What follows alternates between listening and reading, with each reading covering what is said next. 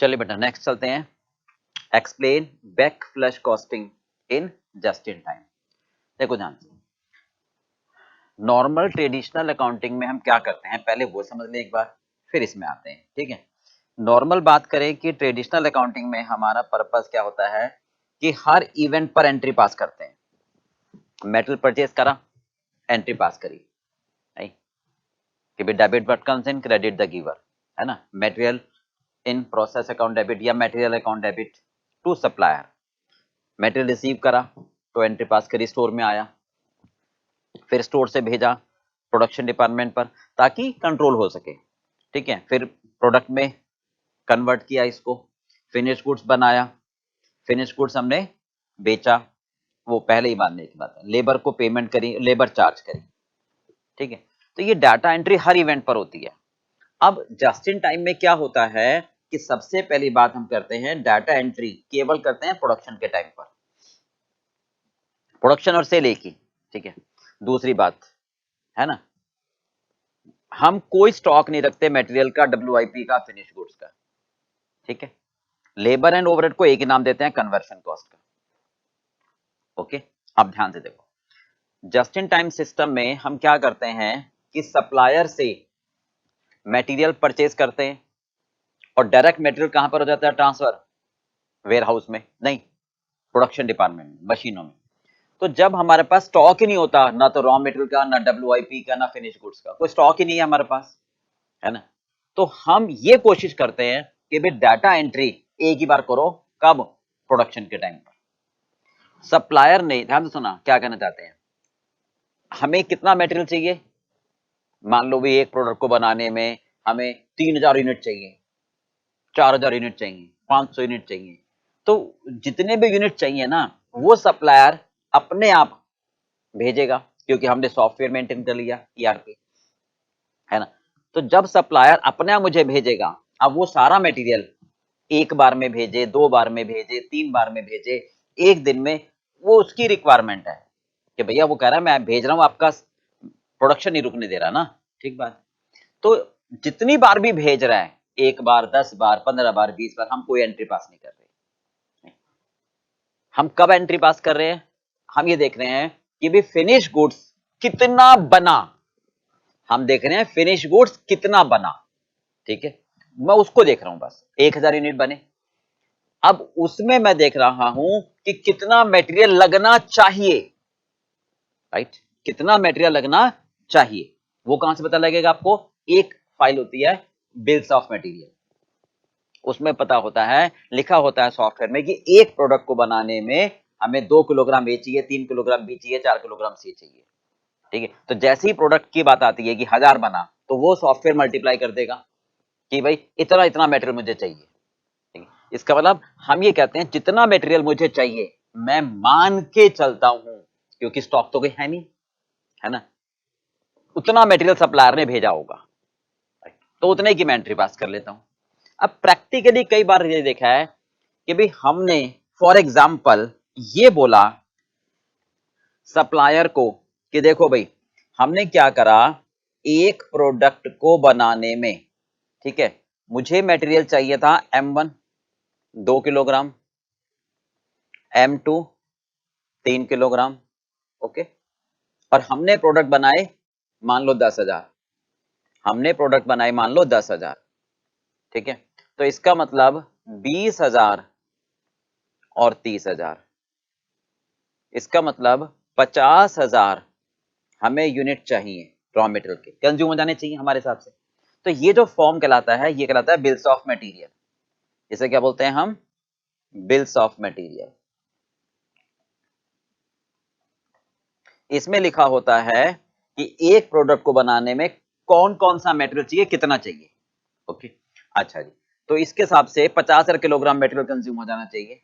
अब हम सप्लायर को बोलते हैं कि तुमने 50,000 भेजा होगा, तो सप्लायर कहता है नहीं, मैंने आपको 65,000 भेजा है, मैंने आपको 55,000 भेजा है। अब बात देखनी पड़ेगी, अच्छा केवल इससे काम नहीं चलता कई बार, तो इसका मतलब अब सप्लायर की रिलायबिलिटी पर आपको चेक करना पड़ेगा, क्योंकि जस्ट इन टाइम तभी सफल होगा जब आपका सप्लायर रिलायबल होगा। इसका मतलब 15,000 की जो गड़बड़ है वो क्या है, नहीं, या तो कहीं ना कहीं कुछ मेरे पास क्लोजिंग स्टॉक बचा है, ठीक है, नहीं बचना होता, बट प्रोडक्शन डिपार्टमेंट में कुछ कई बार बच जाता है, और या फिर हमारी वेस्टेज है, या फिर हमारी कुछ वेस्टेज है। होता है क्लोजिंग स्टॉक, ऐसी बात नहीं नहीं होता, बट बहुत कम होता है, और वो भी प्रोडक्शन डिपार्टमेंट में, ठीक है। तो अगर हम इन दोनों को कंसिडर कर ले तब हम रिकंसाइल कर देते हैं। तो हम कहते हैं चलो ठीक है भाई, आपने 50,000 मुझे भेजा है, हम 50,000 की एंट्री पास कर लेते हैं। इसका मतलब हमारा बेसिक पर्पस क्या हुआ, एक्चुअल आउटपुट को मल्टीप्लाई करा बिल्स ऑफ मटेरियल से, तो आया कंजम्पशन। एक्चुअल आउटपुट को मल्टीप्लाई करा किससे, बिल्स ऑफ मटेरियल से, तो मेरे पास क्या आया, ये कंजम्पशन। कितनी कंजम्पशन हो जानी चाहिए, ओके। इसमें मैंने ऐड कर दिया वेस्टेज, ठीक है, और क्लोजिंग स्टॉक। वैसे मेरा पर्पस है इन दोनों को खत्म करना, बट स्टिल, ठीक है। तो ये कहलाएगा हमारे पास मटेरियल परचेज, ओके। तो हम बैक फ्लश कॉस्ट इस सिस्टम के अंदर हम ये वाली एंट्री पास कर लेते हैं इस एडजस्टमेंट के साथ में, ओके। हर इवेंट पर एंट्री पास नहीं करते, हम ये नहीं देखते कि सप्लायर 2 बार 4 बार 5 बार 10 बार भेज रहा है, भाई तू भेज दे, ठीक है, हम उसका कोई रिकॉर्ड नहीं रखेंगे, हम केवल डाटा एंट्री पास करेंगे एक बार, और वो भी कब, जब हमारे पास गुड्स बन जाएगा, उसको बिल्स ऑफ मेटल से मल्टीप्लाई कर देंगे, तो मेरे पास आ जाएगा कंजम्पशन उतनी होनी चाहिए। फिर हम अपने पास देखेंगे यार वेस्टेज की स्क्रैप रिपोर्ट कितनी है, थोड़ा बहुत स्टॉक बचा हुआ है प्रोडक्शन डिपार्टमेंट में, ठीक है, उनको ऐड कर देंगे, तो ठीक है, परचेजेस की फिगर आ जाएगी, उसकी हम एंट्री पास कर देंगे, उसके हिसाब से सप्लायर को पेमेंट कर देंगे, ओके। तो ये रिवर्स कहलाया ना आपका, ये एक्चुअल आउटपुट से रिवर्स कहलाया, इसलिए इसको बोलते हैं बैक फ्लश, यानी ट्रेडिशनल अकाउंटिंग से डिफरेंट हुआ। वो सीधा सीधा चलता है, जब खरीदा तब एंट्री, जब आपने स्टोर में भेजा तब एंट्री, प्रोडक्शन में गया तब एंट्री, कन्वर्ट हुआ तब एंट्री, प्रोडक्ट बना तब एंट्री, और सेल हुआ तब एंट्री, और यहाँ केवल एक बार भी एंट्री पास होगी, ठीक बात है। और इसमें सप्लायर को ईआरपी के थ्रू अपने आप इंफॉर्मेशन पहुंच जाती है कि जैसे ही हमारे पास मेटल की रिक्वायरमेंट क्रिएट होती है, वो इंफॉर्मेशन ईआरपी के थ्रू सप्लायर के पास पहुंच जाती है, सप्लायर तुरंत हमारे को मटेरियल सप्लाई कर देता है। तो this is called back flush cost. Clear बेटा, ये मैंने आपको लिख भी दिया है, ठीक है। चलिए अब ये क्या करें, हाँ जी, back flush costing require no data entry of any kind until finished product is complete, ठीक है, right? At that time total amount of finished goods is entered into the computer system, ठीक है। एक्चुअल आउटपुट बना 1000, जो multiply हो जाता है किससे, कंपोनेंट से। कहां पर लिखा होता है कंपोनेंट, बिल्स ऑफ मटेरियल में। बिल्स ऑफ मटेरियल में क्या लिखा होता है, एक प्रोडक्ट को बनाने में कौन कौन सा मटेरियल चाहिए, कितना चाहिए, वो मल्टीप्लाई कर देते हैं प्रोडक्ट से, तो आ जाता है कितना मटेरियल कंज्यूम हो जाना चाहिए, ठीक है। ये एक अकाउंटिंग अप्रोच है जो जस्ट इन टाइम में यूज की जाती है, ठीक है, जिसमें cost of finish goods is calculated at the time when finish goods ready, okay. Finish goods जब रेडी हो जाता है तब कॉस्ट निकालते हैं हम, ठीक है। ये क्या फायदा है इससे, मेंटेनिंग डब्ल्यूआईपी अकाउंट, नहीं, calculation of cost her stage पर, सर इसमें हम नहीं निकालते हैं, ठीक है। सारा ये ऑटोमेटेड होता है, कंप्यूटराइजेशन, हमें कुछ नहीं करना होता, सारा computerised automatic system. When production order is received, जैसे ऑर्डर आया, सेल्स डिपार्टमेंट ने अपने कंप्यूटर में ऑर्डर फिट कर दिया, वही ऑर्डर डायरेक्टली प्रोडक्शन डिपार्टमेंट के पास आ गया, एक लिस्ट प्रिपेयर हो जाती है इंफॉर्मेशन की कि भाई कितना मटेरियल चाहिए बिल्स ऑफ मटेरियल से, नहीं, कौन कौन सा मटेरियल चाहिए और कब हम उसको डिलीवर करेंगे, ये कहलाता है बिल्स ऑफ मटेरियल। होगा की बात समझ, जैसे मेरे पास ऑर्डर आया, सेल्स डिपार्टमेंट ने अपने कंप्यूटर में ऑर्डर फिट कर दिया, वो ऑर्डर अपने आप कहां चला गया, प्रोडक्शन डिपार्टमेंट में। प्रोडक्शन डिपार्टमेंट में जो सॉफ्टवेयर है, वो सॉफ्टवेयर में बिल्स ऑफ मटेरियल की फाइल है, ऑटोमेटिकली ऑटोमेटिकली जो ऑर्डर आया वो मल्टीप्लाई हो जाएगा बिल्स ऑफ मटेरियल से, तो पता लग जाएगा इतना मटेरियल चाहिए, वो मटेरियल सॉफ्टवेयर वेंडर को भेज देंगे, अपने आप चला जाएगा, क्योंकि वेंडर के पास भी हमारा सॉफ्टवेयर है, ओके, वेंडर के पास भी सॉफ्टवेयर है, ऑर्डर चला गया। अब व्हेन प्रोडक्शन बिगिन, जब प्रोडक्शन स्टार्ट होता है, material list is used to pick up material from their destination and transfer them to production, ठीक है। जब हमारे पास ऑर्डर आया था तो हमने ये सारा काम कर दिया, मटेरियल की लिस्ट ऑटोमेटिकली ईआरपी के थ्रू पहुंच गई वेंडर के पास, इलेक्ट्रॉनिक डाटा इंफॉर्मेशन के थ्रू, ओके। तो वो मटेरियल प्रोडक्शन डिपार्टमेंट में भेजेंगे, ठीक है। Entry of all raw material in that specific production order is done using computer. ये कंप्यूटर सॉफ्टवेयर में अपने आप आ रहा है, हम अलग से कोई एंट्री पास नहीं कर रहे हैं। इसका ये मतलब नहीं है कि हम कोई अलग से एंट्री पास कर रहे हैं, इसका मतलब कि कंप्यूटर सॉफ्टवेयर बस उसको ये कर रहा है, मतलब ये इंडिकेट कर रहा है कि मटेरियल रिसीव्ड, उसको कह रहे हैं एंट्री, कोई अलग से जनरल एंट्री नहीं। व्हेन आउटपुट इज कंप्लीट, अब ये बात आई, जब मेरा प्रोडक्ट बन गया, all information about production shall be entered into the production reporting software. अब प्रोडक्शन रिपोर्टिंग सॉफ्टवेयर में मैं कहता हूं मेरे 1000 यूनिट बन गए, ठीक है, तो ये मुझे दे देगा लिस्ट ऑफ कंपोनेंट जो मेरे यूज हुए, but these are deducted from beginning. Company should consider the following before implementation back to flush cost. Clear part भी?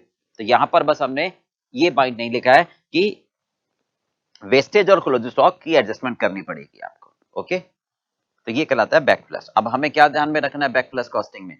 प्रोडक्शन रिपोर्टिंग कि भैया भाई देखो मेन फॉर्मूला क्या है हमारा, actual output multiply by bills of material, consumption आ जाएगी और उसमें वेस्टेज और क्लोजिंग स्टॉक की एडजस्टमेंट करके परचेज आ जाएगा।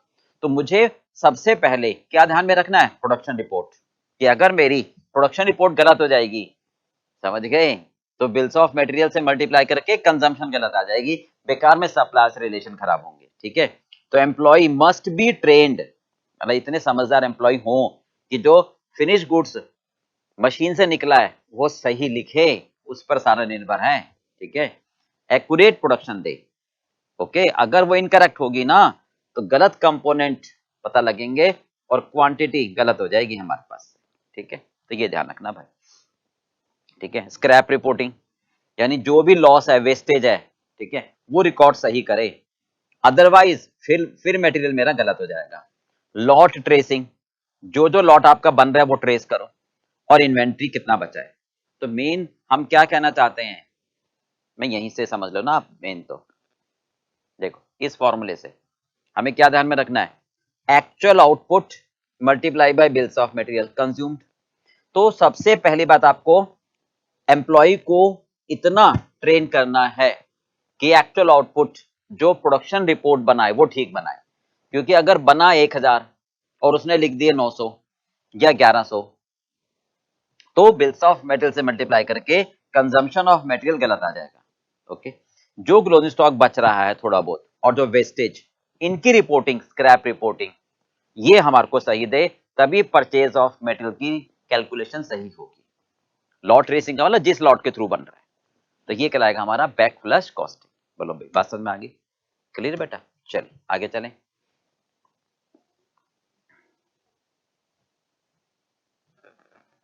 हाँ जी, तो इसमें क्या क्या ध्यान में रखना है?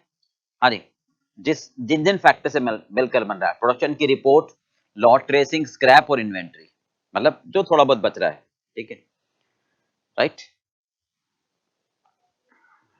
चलिए इन सबको हमें ध्यान में रखना है। अब अगला चलते हैं हम काइजन कॉस्टिंग। देखिए काइजन कॉस्टिंग में क्या कहना चाहता है वो, हाँ जी, नेक्स्ट है काइजन कॉस्टिंग। बहुत सिंपल है, ध्यान से सुनते जाना। ये जापानीज वर्ड है, दो वर्ड से मिलकर बना है, काय प्लस जैन। काय का मतलब चेंज, जैन का मतलब बेटर, यानी चेंजेस विल ऑलवेज बेटर, मतलब परिवर्तन संसार का, मतलब परिवर्तन एक नियम है कि चेंज होता रहता है, नहीं मतलब चेंज हमेशा बेटर होता है, चाहे वो छोटा हो चाहे वो बड़ा हो। वो कहते हैं ना एक नॉर्मल कि भी परिवर्तन होना चाहिए, एक मोनोटस वर्क नहीं होना चाहिए, ठीक है। चेंज इज ऑलवेज बेटर, परिवर्तन करोगे तभी कुछ आगे बढ़ पाएंगे, ठीक है। अब ये जो सिस्टम है काइजन, जापानीज, इन्होंने जापानीज वालों ने क्रिएट किया था कि भाई हम अपनी कंपनी में कैसे कॉस्ट को कम करें। तो ये जो सिस्टम डेवलप किया ना, इसमें इन्होंने कई सारी बातें बताई हैं, तो वो आप बातें ध्यान से सुनो। वो ये कहते हैं कि जैसे बूंद बूंद करके घड़ा भरता है, नहीं तो छोटी छोटी सेविंग करो, मतलब जैसे अभी आगे पढ़ेंगे बीपीआर, बिजनेस प्रोसेस इंजीनियरिंग, बहुत बड़ी सेविंग नहीं एक बार, बात समझ रहे हो? जैसे भाई बचपन में आपने देखा होगा छोटी सी आपकी गुल्लक होती है ना, भाई आपकी पॉकेट मनी मिली, आपने 1 रुपया उसमें डाल दिया, जब मन करे 5 रुपए डाल दिए, समझ रहे? तो वो जब एक साथ इकट्ठे होंगे तो आपको लगेगा यार अब इसको तोड़ो गुल्लक को, पता लगा भाई साहब 20 रुपए इकट्ठे हो गए।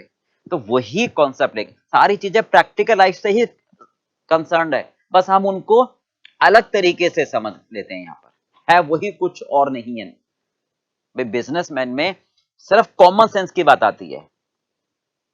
मतलब यहां पर भी वही इसी बात को चर्चा करता है कि भाई छोटी छोटी सेविंग करो। बीपीआर की तरह एक रेडिकल चेंज, ड्रास्टिकली चेंज जो होगा, रेडिकल इंप्रूवमेंट जो आएगा वो नहीं होगा कि आपको देखते लगे कि भाई ये तो बहुत पुराना मकान था, सारा तोड़ के अपने नया बना दिया, वो नहीं होगा। आप घर में रह रहे हो, थोड़ा थोड़ा चेंज करते रहो, फिर एक दिन लगेगा अरे वाह भाई। तो काइजन का मतलब होगा चेंजेस, यानी सबसे पहली बात आती है कि रेडिकल चेंज नहीं होगा, स्मॉल चेंजेस होंगे बट कॉन्टिन्यूअस होंगे। इसमें टारगेट हम सेट कर लेते हैं और टारगेट को धीरे धीरे अचीव करते रहते हैं। हाँ, ये धीरे धीरे जब अचीव करेंगे, कॉन्टिन्यूअस इंप्रूवमेंट होगी, then it will accumulate a large, एक बार में इकट्ठा नहीं होगा। और जितने भी एम्प्लॉयज हैं सबको इन्वॉल्व करोगे, मतलब शॉप फ्लोर एम्प्लॉय से लेकर, मतलब पीएन से लेकर टॉप मैनेजमेंट तक, इसमें सबको हम इन्वॉल्व करते हैं कि आप सजेशन दो, आप सजेशन दो। ये वैल्यू इंजीनियरिंग की तरह से ही है, बट उसमें एक बार चेंज हो जाता है। और वैल्यू इंजीनियरिंग में सारे चेंजेस नहीं हो पाते हैं कॉस्ट रिडक्शन के, तो जो थोड़े थोड़े चेंजेस रह जाते हैं वो कैजन कॉस्टिंग में आते हैं। जैसे कहते हैं ना कि मेजर चेंज आपने कर दिया वैल्यू इंजीनियरिंग में, अब ठीक है ना, थोड़े थोड़े रह गए, ये समय के हिसाब से होते रहेंगे, तो उस बात को कैजन कहते हैं, वो कि जो थोड़े थोड़े चेंजेस समय के हिसाब से होते जाएंगे। तो ये हमारी टेक्निक जो है वैल्यू इंजीनियरिंग से थोड़ा सा डिफरेंट हो जाती है, उसमें मेजर चेंज होते हैं और इसमें धीरे धीरे स्लो स्लो स्मॉल चेंज होते हैं। इसमें सारे all it involves all employment, all employees from top floor to the low level. हर एक एम्प्लॉयज को मालूम होता है कि क्या उसको करना है, उससे क्या एक्सपेक्ट किया जा रहा है। कोई किसी भी एम्प्लॉय में कोई अथॉरिटी रिस्पॉन्सिबिलिटी को लेकर डाउट नहीं रहता। Every employee is clear about the duties to be performed. थोड़ा सा स्टैंडर्ड कॉस्टिंग से ये डिफरेंट है कि यहां पर टारगेट, छोटे छोटे टारगेट दिए जाते हैं और उनको अचीव किया जाता है। रेडिकल चेंजेस नहीं होता इसमें, स्मॉल इंप्रूवमेंट होता चला जाता है। फॉर एग्जाम्पल बात करें हम, देखो अब आपको 3-4 एग्जाम्पल दे रहा हूं। जैसे एयरलाइंस ने ये देखा कि भाई हम जो अपने पैसेंजर को रिफ्रेशमेंट देते हैं, खाना, लंच या डिनर, तो उसमें ओलिव, जैतून, वो बहुत महंगा है और ज्यादातर लोग नहीं खाते, उनको उनका टेस्ट डेवलप नहीं होता, तो वो हटा देते हैं हम। तो उसके हटाने से रिफ्रेशमेंट में, मतलब लंच और डिनर में है छोटी सी चीज, but it will count a large amount of saving at the end of the period. ऐसे दूसरा एग्जांपल देता हूं मैं कि एयरलाइंस कंपनी ने, ये प्रैक्टिकल बातें ही हैं सारी, कि एयरलाइंस कंपनी ने ये देखा कि जो टिश्यू पेपर है उस पर लोगो प्रिंट करके देते हैं एयरलाइंस का अपना। यार वो तो कहते हैं कोई भी पैसेंजर टिश्यू पेपर लेता है और बस देखता नहीं और बस वो यूज करके ऐसे ही फेंक देते हैं, तो उस लोगो को वहां नहीं देखा जाता है, तो पर्पस डिफीट हो रहा है ना, तो लोगो हटा देते हैं, तो लोगों की प्रिंटिंग कॉस्ट बच रही है। तो ये स्मॉल सेविंग होती है। जैसे मैकडी का बर्गर आपने देखा होगा, क्या करा उन्होंने कि पहले भाई केचप फ्री देते थे, फिर अब चार्ज करना शुरू कर दिया, तो इससे उनकी सेविंग होती चली गई। बात समझ में आ रही है? तो ये छोटी छोटी सेविंग्स है उनकी, तो छोटी छोटी सेविंग से इकट्ठा हो जाता है। अब और बताऊं, टेलीकम्युनिकेशन में, मोबाइल में सिम कार्ड, मोबाइल में जो सिम आती है वो पहले बड़ी आती थी, अब नैनो सिम, हालांकि दोनों ही काम सेम करते हैं, है ना। तो क्या सोचा इन्होंने जो इंजीनियर थे कि भाई ऐसा डिजाइन करे कि जो बड़ी सिम है उसको हम नैनो सिम में कन्वर्ट कर दें, फ्रीक्वेंसी तो उतनी ही आएगी पर उससे फाइबर की कॉस्ट बच जाएगी। तो कहने वाला तो यही कहेगा अरे यार कहाँ, छोटी छोटी पैसे बचा के क्या करोगे, कितना फर्क पड़ेगा एक सिम में। भाई फर्क पड़ता है और पड़ा। तो एक सिम के अंदर जो भी फर्क पड़ा कि फाइबर की कॉस्ट उनकी बचती चली गई, तो जब टोटल 1 लाख प्रोडक्ट पर देखा, देन इट विल एक्यूमुलेट। तो ये जो कॉन्सेप्ट हुआ ये कहलाया काइजन कॉस्ट। बात समझ में आ गई? क्लियर है? चलिए क्या कहते हैं, small and continuous improvement, main point आपको ध्यान में रखने हैं, ठीक है। सभी फंक्शन में कॉस्ट रिडक्शन है, जबरदस्ती कॉस्ट को हम कम नहीं करते, ठीक है। कॉस्ट रिडक्शन का मतलब होता है, आगे भी देखेंगे अभी हम, कि reduction in cost without impairing the quality, है ना। यहां जबरदस्ती कॉस्ट को कम किया जाता है, ठीक है, जैसे मैकडी का बर्गर मैंने बताया आपको, ठीक है। ऐसे कह सकते हैं कि भाई अब कंपनी जो है अगर अपने एम्प्लॉयज के लिए टी रिफ्रेशमेंट देते हैं तो वो छोटे कर देते हैं कप, है ना। टेली कम्युनिकेशन में नैनो सिम इस्तेमाल करते हैं नॉर्मल सिम के जगह। एयरलाइंस में सलाद में वो ऑलिव कम कर देते हैं, ठीक है। तो इससे क्या होता है, कॉस्ट बच जाती है बाद में इकट्ठी। लोगो हटा देते हैं नैपकिन पर, ठीक है। अच्छा एक बात और, आपने देखा होगा कि जो बिस्किट्स हैं, कंपनी वालों ने ये देखा कि यार बिस्किट में डबल पैकिंग की आवश्यकता नहीं है, तो एक सिंगल पैकिंग अगर हम लगा देते हैं तो इससे कॉस्ट बचती है। तो अगर वो सिंगल पैकिंग लगाते हैं तो पेपर की कॉस्ट उनकी बच जाती है, ठीक है। कॉन्टिन्यूस इंप्रूवमेंट है, radical change is not expected, ये ध्यान रखना, रेडिकल चेंज इसमें नहीं होता है, ठीक है। हाँ जी, कॉन्टिन्यूस एफर्ट्स, इससे क्या फायदा होता है, प्रोडक्ट की कॉस्ट कम होती है, क्वालिटी इंप्रूव होती है और प्रोडक्शन प्रोसेस इंप्रूव होता है। तीन चीजें होगी, प्रोडक्ट की कॉस्ट कम होती है, क्वालिटी बढ़ती है, ठीक है। जब आप अननेसेसरी कोई काम नहीं करोगे तो क्वालिटी बढ़ेगी। और टारगेट हम अपडेट करते रहते हैं रेगुलर, ठीक है। और लीन सिस्टम का पर्पस क्या है कि कॉन्टिन्यूस इंप्रूवमेंट करो, वेस्ट को कम करो, ओके। ये दोबारा बोलते हैं, बीपीआर में हमारा पर्पस क्या होता है कि radical design, radical change, dramatically change, तो वो यहां पर नहीं होता, ठीक है। स्मॉल और इंक्रीमेंटल चेंजेस होते हैं, ठीक है। वर्कर को इन्वॉल्व करते हैं सभी फंक्शंस में, ओके, ताकि उनको अपनी बात कहने का मौका मिले, ठीक है। हाँ जी, एलिमिनेशन ऑफ वेस्ट, है ना, असेंबली और distribution process as well as elimination of work step. इसका भी ये मतलब है, ध्यान से सुनो, ये कहते हैं कि सर दो वर्क स्टेशन है, ठीक है, इसमें रामलाल बैठा है, इसमें श्यामलाल, ध्यान से सुनना, ठीक है। अब अगर रामलाल या ये यहां पर इसको नट रखें, ठीक है, और यहीं पर इसके बोल्ट हैं, इसको नट बोल्ट चाहिए, तो अब ये देखा हमने कि अगर वो नट बोल्ट उसके लेफ्ट पे रखे हैं तो उसको उसको क्या प्रॉब्लम हो रही है कि टाइम लग रहा है, नट को भी लेता है एक बार में, रखता है अपने पास, फिर बोल्ट को लेता है। तो ये ऑब्जर्व किया कि भाई अगर हम इसके यहां पर नट रख दे, यहां पर बोल्ट रख दे, नहीं, और ये अपना रामलाल, तो लेफ्ट हैंड से नट लेगा, राइट हैंड से बोल्ट लेगा और उसको कसेगा, तो इससे क्या होगा, वेस्टेज कम होगा, टाइम कम लगेगा, प्रोडक्टिविटी बढ़ेगी।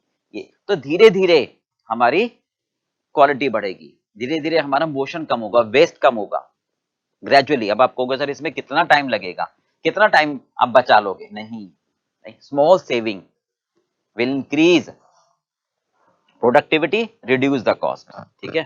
हाँ जी, दीज पॉइंट हम कवर करते हैं वैल्यू इंजीनियरिंग में, ठीक है, टारगेट कॉस्टिंग में आगे देखेंगे, बट इनिशियल वैल्यू इंजीनियरिंग में सारे कवर नहीं कर पाते हम, जो छोटे छोटे रह जाते हैं वो फिर काइजन में कवर करते हैं, ठीक है, राइट। तो वही पॉइंट है मेन, सारे एम्प्लॉयज को, इसमें कोई इन्वेस्टमेंट नहीं होती कुछ, ओके, राइट। क्वालिटी से कोई कंप्रोमाइज नहीं होता, ठीक है, कोई शॉप फ्लोर एम्प्लॉयज की रिस्ट्रिक्शन नहीं होती, बल्कि हर एम्प्लॉयज को कवर करते हैं, ठीक हो गया। तो क्या क्या मेन पॉइंट आपको दिमाग में रखने हैं, रेडिकल चेंज नहीं होता, ठीक है, स्मॉल इंप्रूवमेंट होते हैं, एग्जांपल तीनों ध्यान में रखना, ओके। एयरलाइंस वाला, जैतून वाला भी, सिम कार्ड वाला भी, लोगो वाला भी, ओके। स्मॉल इंप्रूवमेंट होती है, कॉन्टिन्यूस इंप्रूवमेंट होती है, धीरे धीरे टारगेट सेट करते हैं हम और उनको हम अचीव करते हैं, कॉस्ट रिडक्शन होती है, ओके। हर एम्प्लॉयज को इन्वॉल्व किया जाता है, ह्यूज इन्वेस्टमेंट नहीं होती है, हर एम्प्लॉयज को पता होता है कि मुझे क्या करना है क्या नहीं करना है, what they are expecting, right. Regular improvement होती चली जाती है, इसका पर्पस है कॉस्ट कम होगी, क्वालिटी बढ़ेगी, प्रोडक्टिविटी बढ़ेगी, right. Changes will always better, clear. Value engineering में क्या होता है, डिजाइन को चेंज करते हैं, सारी चीजें कवर नहीं कर पाते, तो हम ये कहते हैं कि चलो जो चीजें कवर नहीं हो पाई वो धीरे धीरे समय के हिसाब से हम उनको कवर करते चले जाएंगे, ठीक है। तो ये कहलाता है हमारा काइजन कॉस्ट, ओके, क्लियर बेटा। चलिए आगे चले, आगे है देखो एक लिमिटेशन, ठीक है। आप कह रहे हो काइजन सिस्टम हमारे लिए फायदेमंद है, छोटे छोटे इंप्रूवमेंट, पर कई बार क्या होता है कि हर एम्प्लॉइज हेसिटेट करता है इन्वॉल्वमेंट होने में, उसको लगता है कि यार मैं कुछ सलाह दूंगा नहीं मानी जाएगी, फिर मैं डोमिनेट होऊंगा। तो सबसे बड़ी इसकी एक लिमिटेशन यही है कि हर वर्कर पार्टिसिपेट हो नहीं पाता है, ठीक है। और दूसरा, कुछ केसेस में एक इंप्रूवमेंट की होती है ना, स्टेबल स्टेज आ जाती है कि इसके बाद उसमें पॉसिबल ही नहीं है improvement. There are some cases, जैसे एक प्रोडक्ट है आप बना रहे हो तो पहले 8 घंटे लग रहे हैं, ठीक है, अब इसमें इंप्रूवमेंट करोगे तो 7 घंटे लगेंगे, फिर 6 घंटे लगेंगे, फिर एक करते करते करते एक टाइम ऐसा आ जाएगा कि 5 घंटे। अब इसके बाद इसमें कोई इंप्रूवमेंट हो नहीं पाएगी, परफेक्शन स्टेज होगी। तो उसके बाद फिर काइजन लगाना कोई समझदार, कोई फायदा ही नहीं है। तो ये एक बेसिकली लिमिटेशन होती है कि सर एक तो हर एम्प्लॉय इन्वॉल्वमेंट नहीं हो पाता और स्टेबल स्टेज जल्दी आने की उम्मीद होती है कुछ केसेस में। चलिए आगे, ये कहते हैं एम्प्लॉय का रोल नॉन काइजन सिस्टम, ये मतलब नॉन काइजन से कंपेयर करें तो लिमिटेशन नहीं, नॉर्मल बात। नॉन काइजन प्रेजेंट सिस्टम में एम्प्लॉय देखे गए हैं कि केवल कॉस्ट सेंटर होते हैं और समस्या का मेन कारण ही एम्प्लॉय होते हैं। भाई उनको बस अपने ये देखना होता है कि हमारा डिपार्टमेंट कॉस्ट सेंटर, हमें तो पैसे खर्च करने हैं। तो भाई पैसे तो खर्च करने हैं और उसकी वर्थ भी तो देखोगे कि अगर उसकी वर्थ ही नहीं है तो क्या फायदा। भैया अगर आपके पास पुरानी मशीन पड़ी है, समझ रहे हो, पर आपको बस मेंटेनेंस की लगी हुई है कि आप इस पर प्रिवेंटिव मेंटेनेंस लगा रहे हो, तो भाई उस पुरानी मशीन में जान नहीं है, मत लगाओ। तो प्रेजेंट सिस्टम में कई बार ये होता है, ठीक है। यहां पर एम्प्लॉइज सॉल्यूशन प्रोवाइडर होते हैं, उनको लगता है कि यार मैं इस पर अगर इतना पैसा खर्च करूंगा तो मुझे इतना फायदा होगा। ओके, हाँ जी। Implementation impact, initially it may be possible that employees not self motivated to command control suggest possible improvement themself. शुरू में कई बार लगता है कि एम्प्लॉइज होते हैं वो मोटिवेटेड नहीं होते नॉर्मल में, बट काइजन में क्या होता है कि हम उनको जब ये बोल देते हैं कि वे आपकी बात सुनी जाएगी, आपको सुझाव देने हैं, तो उनमें मोटिवेशन आता है। They will do the work by heart not by time, ठीक है। कल्चर में चेंज आ जाता है। ये नॉर्मल सिस्टम में एम्प्लॉय का रोल क्या होता है कि जब उनको अप्रूवल दी जाएगी, उनके दिमाग में होता है कि कोई भी काम करना है अप्रूवल ले लो भैया, बाद में सुनना पड़ेगा। बट नॉर्मल में हम उनको अथॉरिटी दे देते हैं कि आप, आपके ऊपर अथॉरिटी, आप इसको चेंज करो। भाई जैसे मान लो जियो की बात करें हम, है ना, तो कोई सिम लेने आता है तो वहीं पर हमने अथॉरिटी दे दी कि भैया ठीक है ना, आप उसके सारे आईडी प्रूफ सब कुछ चेक करके आप उसको एक्टिवेट कर दो। ये नहीं है कि आप सारी चीजें पहले हमारे पास भेजो, फिर हम चेक करेंगे और फिर अप्रूवल में जाएगा और फिर आपको सैंक्शन मिलेगी तो उसमें 2 दिन लग जाएंगे, तो कस्टमर वेट करेगा 2 दिन, उसका कोई फायदा नहीं। तो नॉर्मल सिस्टम में एम्प्लॉय के पास पावर नहीं होती है। वो कहता है कि नहीं मेरे पास अप्रूवल आएगा, ऊपर से मैं सारे डॉक्यूमेंट तैयार कर लेता हूँ, आपकी फाइल तैयार कर लेता हूँ, मैं पहले ऊपर भेजूंगा, वहां से अप्रूवल आएगा तब मैं सैंक्शन करके दूंगा। तो काइजन सिस्टम में हम कई बार क्या कहते हैं, एम्प्लॉय को पावर दे देते हैं कि भाई आपके ऊपर पावर है, आप इसको एक्टिवेट कर सकते हो। ओके, हो गया। चलिए अब देखो शॉर्ट में अगर हमें समझना है तो ये काइजन में क्या क्या कहते हैं हम। हाँ जी, इंप्रूविंग प्रोडक्टिविटी, प्रोडक्टिविटी बढ़ती है, ये टाइम कम लगता है, ठीक है। सिस्टम हमारा इंप्रूव होता है, ठीक है। वेस्ट कम होता है, ओके। हम टारगेट सेट कर लेते हैं और कंटिन्यूस इसको इंप्रूव करते जाते हैं, है ना। इससे क्या होता है, कलेक्टिव डिसीजन होता है, यानी सारे एम्प्लॉइज एक साथ काम करते हैं, धीरे धीरे इंप्रूवमेंट होती है और सभी एम्प्लॉइज मिलकर काम करते हैं। ओके, तो ये कहलाता है हमारा काइजन सिस्टम। ओके, चलिए अगला आता है 5S। देखिए नेक्स्ट कॉन्सेप्ट आता है 5S, बहुत ध्यान सुनना। 5S का जो कॉन्सेप्ट है ये भी जापानीज ने डेवलप किया था। ये कहते हैं बेसिकली कि आप अपने काम को करने के तरीके को बदलो, तो इससे इंप्रूवमेंट हो जाएगी अपने आप। किस तरीके से, ये कहते हैं वर्क प्लेस पर ना थोड़ा साइंटिफिक वे लेकर आओ, ठीक है। आपका काम इफेक्टिवली हो पाएगा, एफिशिएंटली हो पाएगा और सेफली हो पाएगा और अच्छी क्वालिटी का होगा। 20th सेंचुरी में डेवलप हुआ था, ये लीन मैन्युफैक्चरिंग का मेन पार्ट है और आगे करेंगे हम टीपीएम में, 8 पिलर में भी आएगा ये। नॉर्मली क्या बात करते हैं हम, ऑफिस हो चाहे फर्नीचर हो, ज्यादा काम होता है, ठीक है। तो जब ज्यादा काम होता है आपके पास तो नॉर्मली ये देखा गया है कि सर काम की स्पीड स्लो हो जाती है और गलतियां भी होती हैं। फैक्ट्री में, ऑफिस में जब काम बहुत ज्यादा होता है तो सब खिचड़ी सी बन जाती है, तो उसमें गलतियां होने की भी संभावना होती है और स्लो भी हो जाता है। तो उसको सॉल्व करने के लिए 5S सजेस्ट किया गया। भाई जैसे बात करें, सिंपल सी बात, ट्रैफिक है, ध्यान से सुनना क्या बात कहना चाह रहे हैं।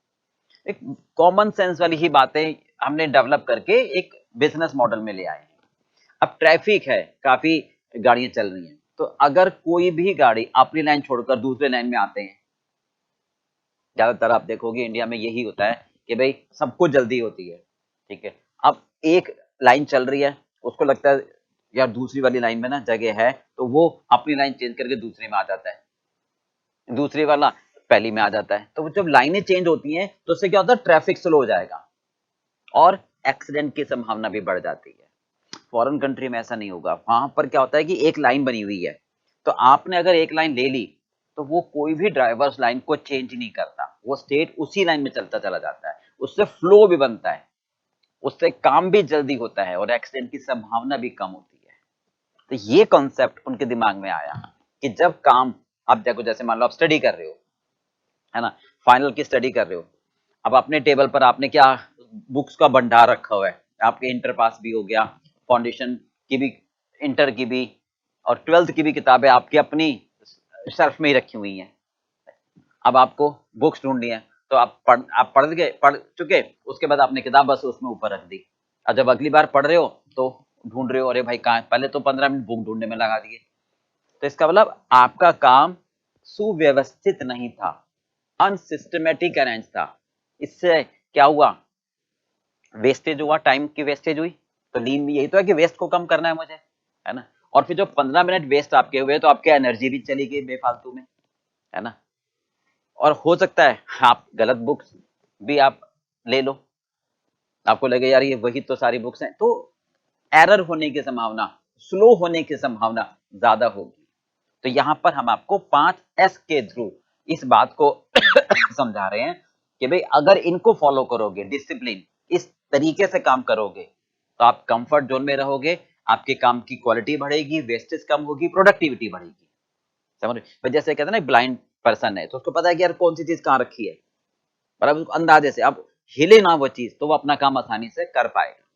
तो वही आपसे हम उम्मीद करते हैं कि भाई इनको फॉलो करोगे तो हर आप अपना हाथ इधर लेके जाओगे तो यहाँ वही चीज मिलेगी, क्योंकि वो वहीं रखी होगी, तो आपको टाइम आपका सेव हो जाएगा। ठीक है, तो हम बात करते हैं यहाँ पर 5S की, कौन कौन सी है। पहला सॉर्टिंग, ठीक है, फर्स्ट हमारे पास आता है सॉर्टिंग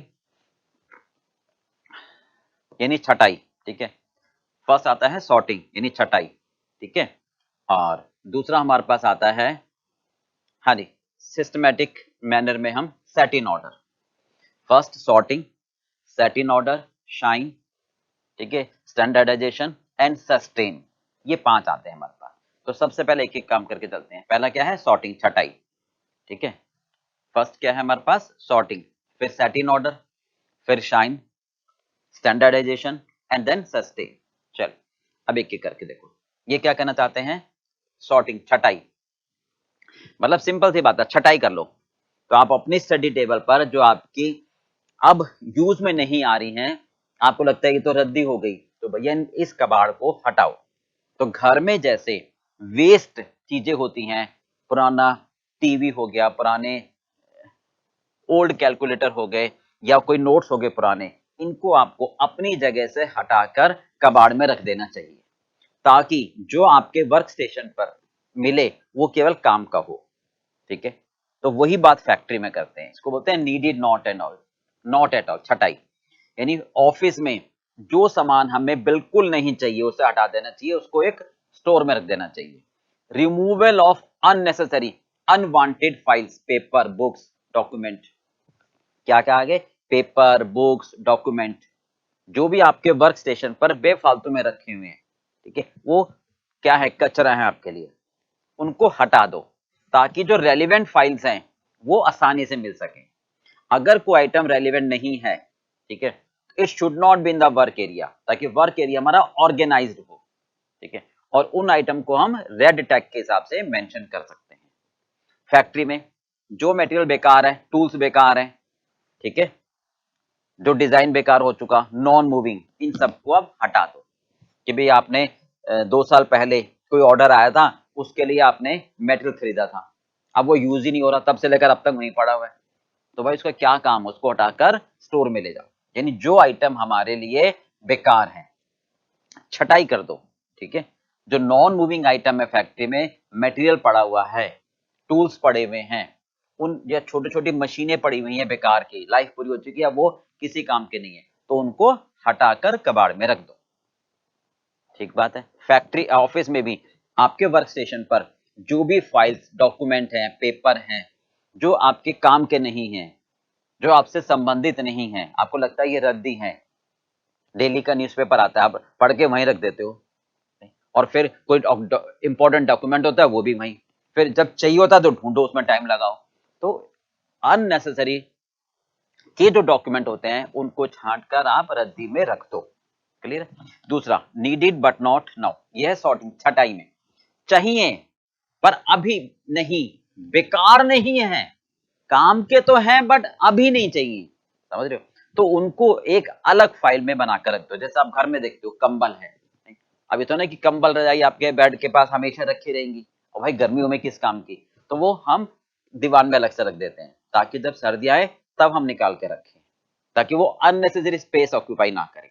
ठीक है, इनको जैसे हम येलो टैग के येलो टैग लगाकर अलग रैक में रख देते हैं। जैसे ऑफिस में बात करें हम, कोई लेबर यूनियन का एग्रीमेंट है, वेंडर का एग्रीमेंट है, नहीं कोई कस्टमर का एग्रीमेंट है, कोई एम्प्लॉय का एग्रीमेंट है, तो वो सारे एग्रीमेंट हमने अपने वर्क स्टेशन पर ही रखे हुए हैं। ओ भाई ये तो कब, जब कोई डिस्प्यूट होगा तब काम आएगा ना।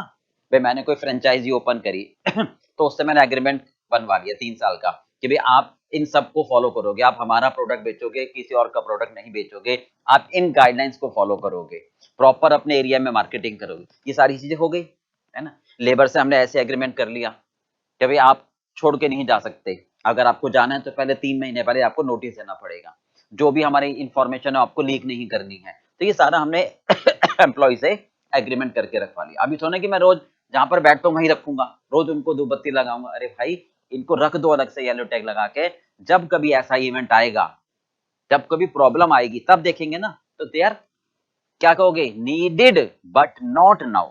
ठीक है, आगे बात समझ में। Identify document file which needed but not so frequently, keep them separate, यानी वेंडर का एग्रीमेंट हो गया, स्टाफ का एग्रीमेंट, लेबर यूनियन एग्रीमेंट, इनकी जरूरत फ्रीक्वेंटली नहीं पड़ती।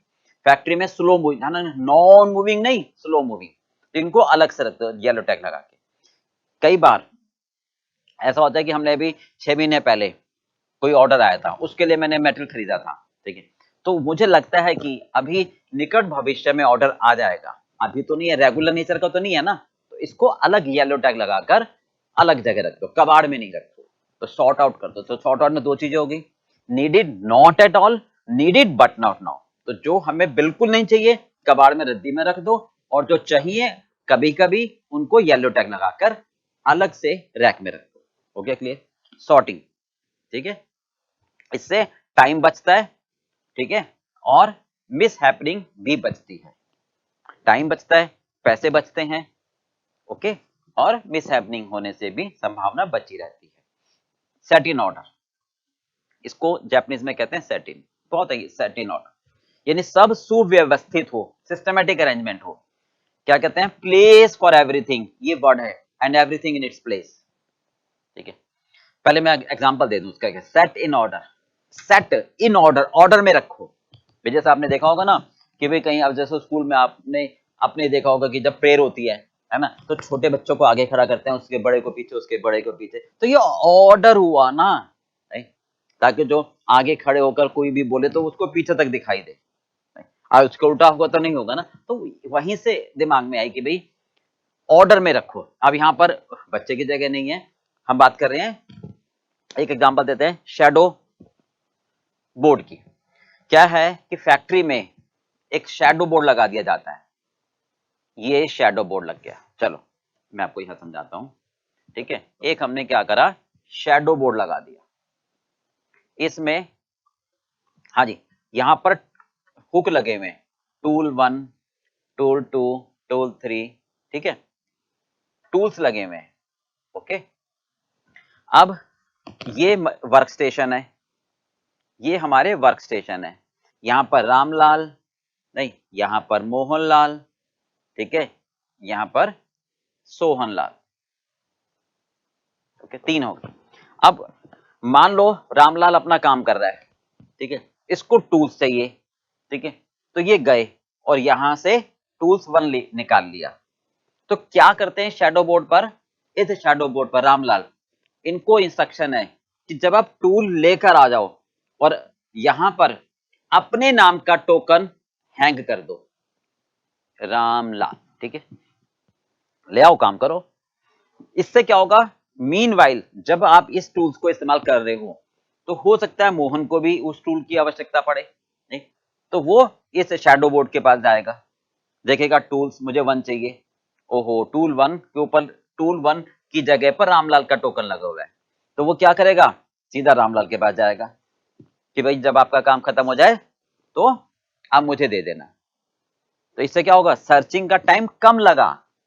सर्चिंग कम कैसे लगा, अरे भाई ध्यान से देखो, अगर ही मैं कह रहा हूं ये शैडो बोर्ड नहीं होता, ठीक है, तो मोहनलाल को क्या पता, कैसे पता चलेगा कि वो टूल राम के पास है, वो तो पूरी फैक्ट्री में देखेगा कि भैया कहां पर है, कहां पर है, कहां पर है। अगर शैडो बोर्ड की तरफ जाएगा और वहां पर सिस्टमेटिक वे में पता होगा कि भैया ये टूल राम के पास है, तो वो राम को कांटेक्ट कर लेगा, इंफॉर्मेशन दे देगा कि भाई जैसे ही आपका काम खत्म हो तो आप वो मुझे दे देना, तो मैं आपका वो टोकन लेकर आपको दे दूंगा और यहाँ टोकन मैं अपने नाम का लगा दूंगा, ताकि फिर किसी को चाहिए तो वो मेरे से कांटेक्ट करेगा, आपसे नहीं। बात समझ में आ गई, यानी सेट इन ऑर्डर, क्लियर है, इसको बोलते हैं everything in it place, place for everything, ठीक है, प्लेस फॉर एवरीथिंग, हर एक के लिए जगह हो और हर अपनी जगह पर हो, ठीक है, इससे सर्च का टाइम बच जाता है, मोशन बेफालतू में जो घूमना पड़ेगा वेस्ट कम हो जाएगा, ठीक है। अब ऑफिस में, ये तो फैक्ट्री में हो गया, प्रॉपर इंडेक्सिंग करो, ठीक है, हाँ जी, ये हो गया शैडो बोर्ड का एग्जांपल, ठीक है।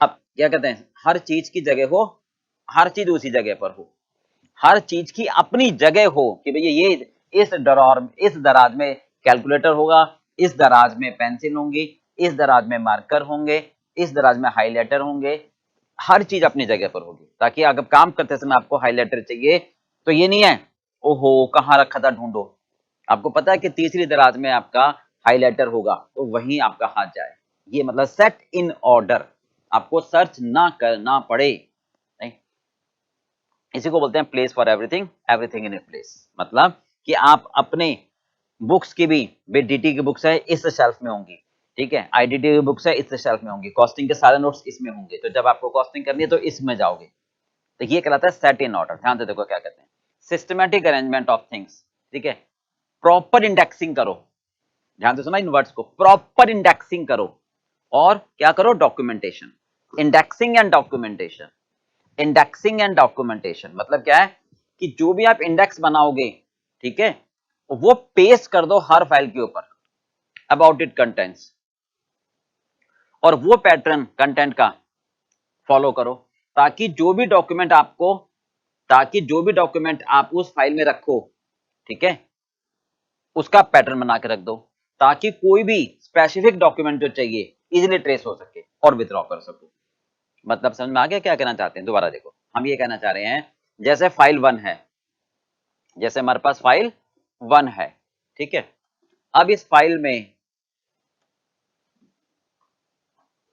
हाँ जी, इस फाइल में हमारे पास 3 डॉक्यूमेंट है, डॉक्यूमेंट डॉक्यूमेंट 1, डॉक्यूमेंट 2, डॉक्यूमेंट 3, तो हम इस फाइल के ऊपर इंडेक्स बना देंगे कि भैया इस फाइल के अंदर डॉक्यूमेंट 1 है, डॉक्यूमेंट 2 है, डॉक्यूमेंट 3 है, ठीक है, ये सारे डॉक्यूमेंट है, ओके, तो उस फाइल में जो जो डॉक्यूमेंट होंगे उसके हाईलाइट नाम करके हम बाहर लगा देंगे, ऐसे फाइल 2 में जो भी डॉक्यूमेंट होगा उसका इंडेक्स बना के बाहर लगा दोगे, तो यही लिखा है proper index should be made, paste कर दो हर एक फाइल के ऊपर कि भैया उसमें क्या क्या कंटेंट है, उसमें क्या क्या कंटेंट है, राइट, और उसमें क्या क्या डॉक्यूमेंट है। अब जो भी आपको मान लो डॉक्यूमेंट चाहिए 5, राइट, तो आप इस फाइल में देखोगे ऊपर, मतलब इस फाइल में आप पूरी फाइल नहीं ढूंढोगे ना, इंडेक्स देख लोगे, नहीं है, चलो फाइल 2 में, तो आप जो भी डॉक्यूमेंट चाहिए वो रेलिवेंट फाइल में मिल जाएगा, आपका सर्च टाइम बच जाएगा। तो जो भी डॉक्यूमेंट चाहिए इजीली ट्रेस हो जाएगा और निकाल लो। Same can be done with respect to folder in computer. Computer में भी फोल्डर बना के रखो ताकि इजीली सर्च कर सको। ये नहीं है कि भैया कंप्यूटर में भी मान लो हमारे पास डिफरेंट क्लाइंट्स हैं, टैक्स के क्लाइंट्स अलग हैं, जीएसटी के क्लाइंट्स अलग हैं, ठीक है, खाली रिटर्न भरने के क्लाइंट्स अलग हैं, स्टैट्यूटरी ऑडिट के क्लाइंट्स अलग हैं। तो अगर हम उन सबको एक ही फाइल में रख देंगे तो किसी को भी इंफॉर्मेशन चाहिए होगी, अच्छा मैं ढूंढता हूं जरा, तो टाइम लगेगा। अगर आप प्रॉपर इंडेक्सिंग करके आप फाइल के ऊपर लिख दोगे, फोल्डर बना दोगे कि रामलाल टैक्स, श्यामलाल जीएसटी, तो जब भी आप फोल्डर खोलोगे जीएसटी का भैया ये, तो इजीली आपके पास मिल जाएगा, टाइम बचेगा। ठीक है, कोई भी फाइल को ढूंढ सकता है। दोनों बातें क्लियर हो गई। हाँ जी, सॉर्टिंग और सेट इन ऑर्डर। सॉर्टिंग का मतलब छटाई। घर में कबाड़ है, पुराना टीवी है, पुराना कैलकुलेटर है, पुराना ट्रांजिस्टर है, ठीक है, पुराना कोई भी सामान पड़ा हुआ है, उसको जो बेकार है उठाकर कबाड़ में रख दो ताकि वो अननेसेसरी स्पेस ऑक्यूपाई ना करे, ताकि रेलिवेंट आइटम आप इजीली ढूंढ सको। फैक्ट्री में भी बताया आपको, ऑब्सोलीट मटेरियल जो होगा, जो बेकार के मटेरियल्स हैं या डिजाइन हैं, या जो पुरानी मशीन बेकार पड़ी हुई है, वेल्डिंग मशीन है पुरानी है, खराब है, या जो पुराने प्रोडक्ट है जो खराब हो चुके हैं, वो आप अपने वर्क स्टेशन के आसपास मत रखो, उनको हटाकर कबाड़ में रख दो। इससे मिस हैपनिंग भी होने की संभावनाएं कम हो जाएंगी, क्योंकि जब वर्कलोड ज्यादा होता है और अनसिस्टमेटिक काम होगा तो एरर भी बढ़ेंगी और मिस हैपनिंग भी होगी। तो ये वही सलाह देते हैं। दूसरा, नीडेड बट नॉट नाउ। जैसे घर में कंबल वगैरह है तो हम कहाँ रखते हैं? दीवान में। तब सर्दियां होंगी तब काम में आएगा, तब ले लेंगे। तो ऐसे ही ऑफिस में लेबर का एग्रीमेंट है, कस्टमर का एग्रीमेंट है, फ्रेंचाइजी का एग्रीमेंट है, तो वो सारे एग्रीमेंट हम अलग येलो टैग बनाकर रख देते हैं ताकि जब उनकी जरूरत होगी तब रखेंगे। अननेसेसरी वर्क प्लेस पर रखेंगे तो वो भी स्पेस ऑक्यूपाई करेंगे। ठीक है, सेट इन ऑर्डर, सुव्यवस्थित, place for everything, everything for its place. हर एक की अपनी जगह हो और उस जगह पर वही सामान रखा हुआ हो। जैसे शैडो बोर्ड का एग्जाम्पल दे देना आप यहाँ पर।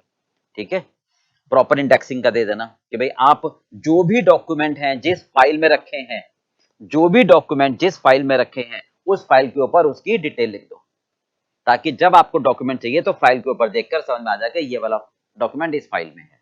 ओके, चलिए तीसरा, शाइन। शाइन का मतलब क्या है? हाँ जी, everything in good condition. Everything in good condition मतलब बिल्कुल साफ सफाई, स्वच्छ भारत अभियान। समझ रहे हो? इससे क्या होता है, एक पॉजिटिव वेव आती है।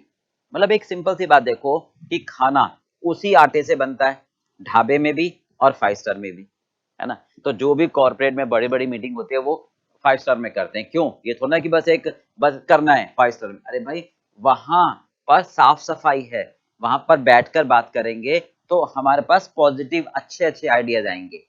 ढाबे में बैठकर बात करेंगे तो वहां पर एक गंदगी होगी, वहां पर हमारे पास पॉजिटिव थॉट ही नहीं आ पाएंगे। तो वही बात कर रहे हैं कि जब कोई भी वर्कर, कोई भी ऑपरेटर जहां पर काम करता है वहां पर साफ सफाई का पूरा ध्यान में रखे। फैक्ट्री में बात करें कि मशीन है, ठीक है, ऑयलिंग क्लीनिंग ग्रीसिंग बिल्कुल टच रखे। जब ऑयलिंग क्लीनिंग ग्रीसिंग बिल्कुल अच्छे से रखेंगे तो मशीन जो है कभी भी आपको बीच में चलते हुए नहीं रुकेगी, यानी मशीन टॉप वर्किंग कंडीशन में रहेगी। ये भी आगे टीपीएम में भी पढ़ेंगे हम कि मशीन की ऑयलिंग, क्लीनिंग और ग्रीसिंग बिल्कुल साफ सफाई रखोगे तो स्मूथ चलेगी। ठीक है, ऑफिस में to keep work area clean, जहां पर बैठे हो बिल्कुल साफ सफाई रखो। ठीक है, मतलब एक तरह से हैबिट डेवलप कर लो कि भाई मैनेजमेंट हर एम्प्लॉय को 15-20 मिनट दे कि भैया मुझे वो सफाई करनी है। ठीक है, एवरीथिंग गुड कंडीशन में रखे, इंस्पेक्शन रखे। क्योंकि देखो क्या होता है कि बिल्कुल सिंपल सी बात, आप देखो पुराने रेलवे स्टेशन कहीं पर जाओ तो वहां गंदगी, तो क्या होता है कि जहां ऑलरेडी गंदगी होती है वहीं पर कोई भी पान भी थूक देता है, वहीं पर वो आप कचरा भी डाल दोगे कि भाई ऑलरेडी पड़ा हुआ है, जब ये सफाई होगी तो ये भी साफ कर लेंगे, यानी गंदगी पर और गंदगी। पर इसके विपरीत आप देखो एयरपोर्ट जाके बिल्कुल नीट एंड क्लीन, तो आपको भी एक भी कागज का टुकड़ा अगर डालना है तो 10 बार सोचो कि नहीं डालोगे, क्योंकि ऑलरेडी सफाई है। समझ के बात को? तो इसका मतलब जहां पर सफाई होगी कल्चर डेवलप कर लो।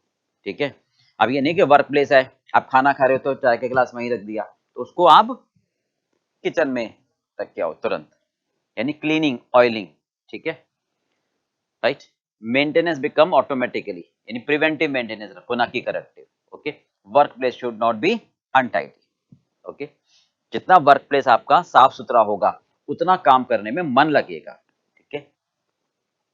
स्टैंडर्डाइजेशन, 3 चीजें हो गई।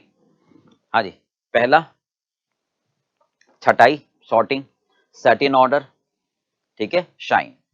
स्टैंडर्डाइजेशन, स्टैंडर्डाइजेशन का मतलब होता है मतलब एक स्टैंडर्ड मेंटेन करो, ठीक है। जैसे प्रैक्टिकल बात करें कि डॉक्टर्स हैं, लॉयर्स हैं, पुलिसमैन हैं, तो प्राइमरी फेशियल समझ आता है कि हाँ भाई ये इनकी ये ड्रेस है, तो फैक्ट्री में ड्रेस कोड मेंटेन करके, स्टैंडर्ड मेंटेन करके रखो कि जो पीएन है उसके ड्रेस कोड अलग रखो, जो ऑपरेटर है उसके ड्रेस कोड अलग रखो, जो मैनेजर्स हैं उनके ड्रेस कोड अलग रखो। इससे क्या होता है बेसिकली कि जो भी बाहर से आता है इंटरेक्ट करने के लिए, उसे समझ में आ जाता है कि मुझे किससे बात करनी है, कस्टमर कंप्लेंट वाले से बात करनी है, तो उनकी ये ड्रेस होगी प्रॉपरली। भाई जैसे मान लो हॉस्पिटल है ना, डॉक्टर की ड्रेस व्हाइट कलर की होगी, ठीक है। जो रिसेप्शन पर बैठे होंगे उनकी आपने ड्रेस अलग कोड बना दिया। मे आई हेल्प यू, जो गाइडर होंगे उनकी आपने अलग कोड बना दिया। तो इससे क्या होगा, जो भी बाहर से आएगा वो डायरेक्टली इंटरेक्ट कर पाएगा। तो जो सबकी ड्रेस एक ही है, नहीं, और डॉक्टर बैठे हैं तो डॉक्टर से ही सारी सलाह पूछ रहे हैं, तो डॉक्टर क्या कहेगा, भाई मेरे से मत पूछो, मैं आपको सलाह नहीं दूंगा, पहले आप सारी इंक्वायरी इंक्वायरी जो हैंडल कर रहे हैं उनसे पूछो। तो अगर ड्रेस कोड अलग होती है देन इजिली इंटरेक्ट हो पाता है। स्टैंडर्डाइजेशन कहते हैं इसको ना, यानी एक जैसा, ठीक है। Standard should be maintain in work style, ये कहते हैं। Colour indicate the particular identity normally. High standard should be maintain for quality and quantity. जैसे हम ऑफिस में देखें, ध्यान से सुनना क्या कहते हैं, जो बहुत इंपॉर्टेंट फाइल है उसको हम रेड फाइल के नाम से दे दें कि भैया ये बहुत इंपॉर्टेंट फाइल है, ठीक है, इनको हम रेड टैग। जो कम इंपॉर्टेंट फाइल है उनको हम ग्रीन फाइल से दे दें, जो अनइंपॉर्टेंट फाइल है उनको येलो फाइल से दे दें। तो कलर के हिसाब से पता लगता चला जाएगा कि ये हमारी किस इंपॉर्टेंट की फाइल है, ठीक है। सस्टेन, सस्टेन का मतलब जिसका अनुशासन उसका शासन, ठीक है। अब ये हमें श्योर करना है कि स्टैंडर्ड जो गाइडलाइंस आपको बताई हैं, सॉर्टिंग, सेटिंग, शाइन, स्टैंडर्ड, क्या ये फॉलो हो भी रही है या नहीं हो रही है। नहीं, खाली उपदेश देने से कुछ नहीं होगा ना, क्या सफाई हो रही है या नहीं हो रही है। तो एक चेकलिस्ट बना लो, एक चेकलिस्ट बना लो। आपने देखा होगा ज्यादातर कि भाई जब हम हॉस्पिटल में जाते हैं तो हर वॉशरूम के ऊपर एक चार्ट लगा होता है ना, उस पे लिखा होता है कि इस दिन इस बंदे की ड्यूटी है सफाई करने की, और उसके आगे टिक लगा होता है। समझ रहे हो, वो सस्टेन ही तो है। Are you getting my words, ये भाई हर वॉशरूम के आगे हॉस्पिटल में एक चार्ट लगा दिया जाता है, डे, है ना, और उसके आगे नाम कि भाई इस दिन ये बंदा सफाई करेगा, इस दिन ये बंदा सफाई करेगा। तो जब सफाई हो जाती है तो वो टिक लगा देते हैं। तो इससे क्या होगा कि क्लीनिंग की जो गाइडलाइंस बताई गई हैं आप बिल्कुल साफ रखोगे, वो परफॉर्म हो रही है या नहीं। यही वहां पर ऑपरेशन थिएटर में होता है, ये सब जगह, यानी आपके वर्क प्लेस पर भी, ठीक है। यानी सारी गाइडलाइंस आप फॉलो कर रहे हो या नहीं कर रहे हो। तो रेगुलर ऑडिट करते रहो, रेगुलर ऑडिट मॉनिटरिंग कि सब ठीक हो रहा है या नहीं हो रहा। Fix point photography main part ध्यान रखना कि आप एक काम करो, 5S लगने से, 5S को अप्लाई करने से पहले फोटोग्राफी बना लो, वीडियो बना लो, फिर ये सॉर्टिंग, सेटिंग, शाइन, स्टैंडर्ड, इनको फॉलो करो, और फिर आप एक फोटोग्राफी बना लो। कंपैरिजन पता लग जाएगा बिफोर एंड आफ्टर, है ना। और एम्प्लॉय को ट्रेनिंग देते रहो कि भैया साफ सफाई रखनी है, आपको जो अनइंपॉर्टेंट फाइल है वो यहां रखनी है, जो बिल्कुल कबाड़ है वो कबाड़ में रखनी है, ठीक है। Establishing and maintaining responsibility fix करो कि भाई ये तुम्हारी रिस्पॉन्सिबिलिटी है, प्रॉपर कम्युनिकेशन हो। और ये 5S कोई एक बार का काम नहीं है, ये कॉन्टिन्यूस प्रोसेस है, ठीक है। हाँ जी, जरूरी है सस्टेन करना, ओके।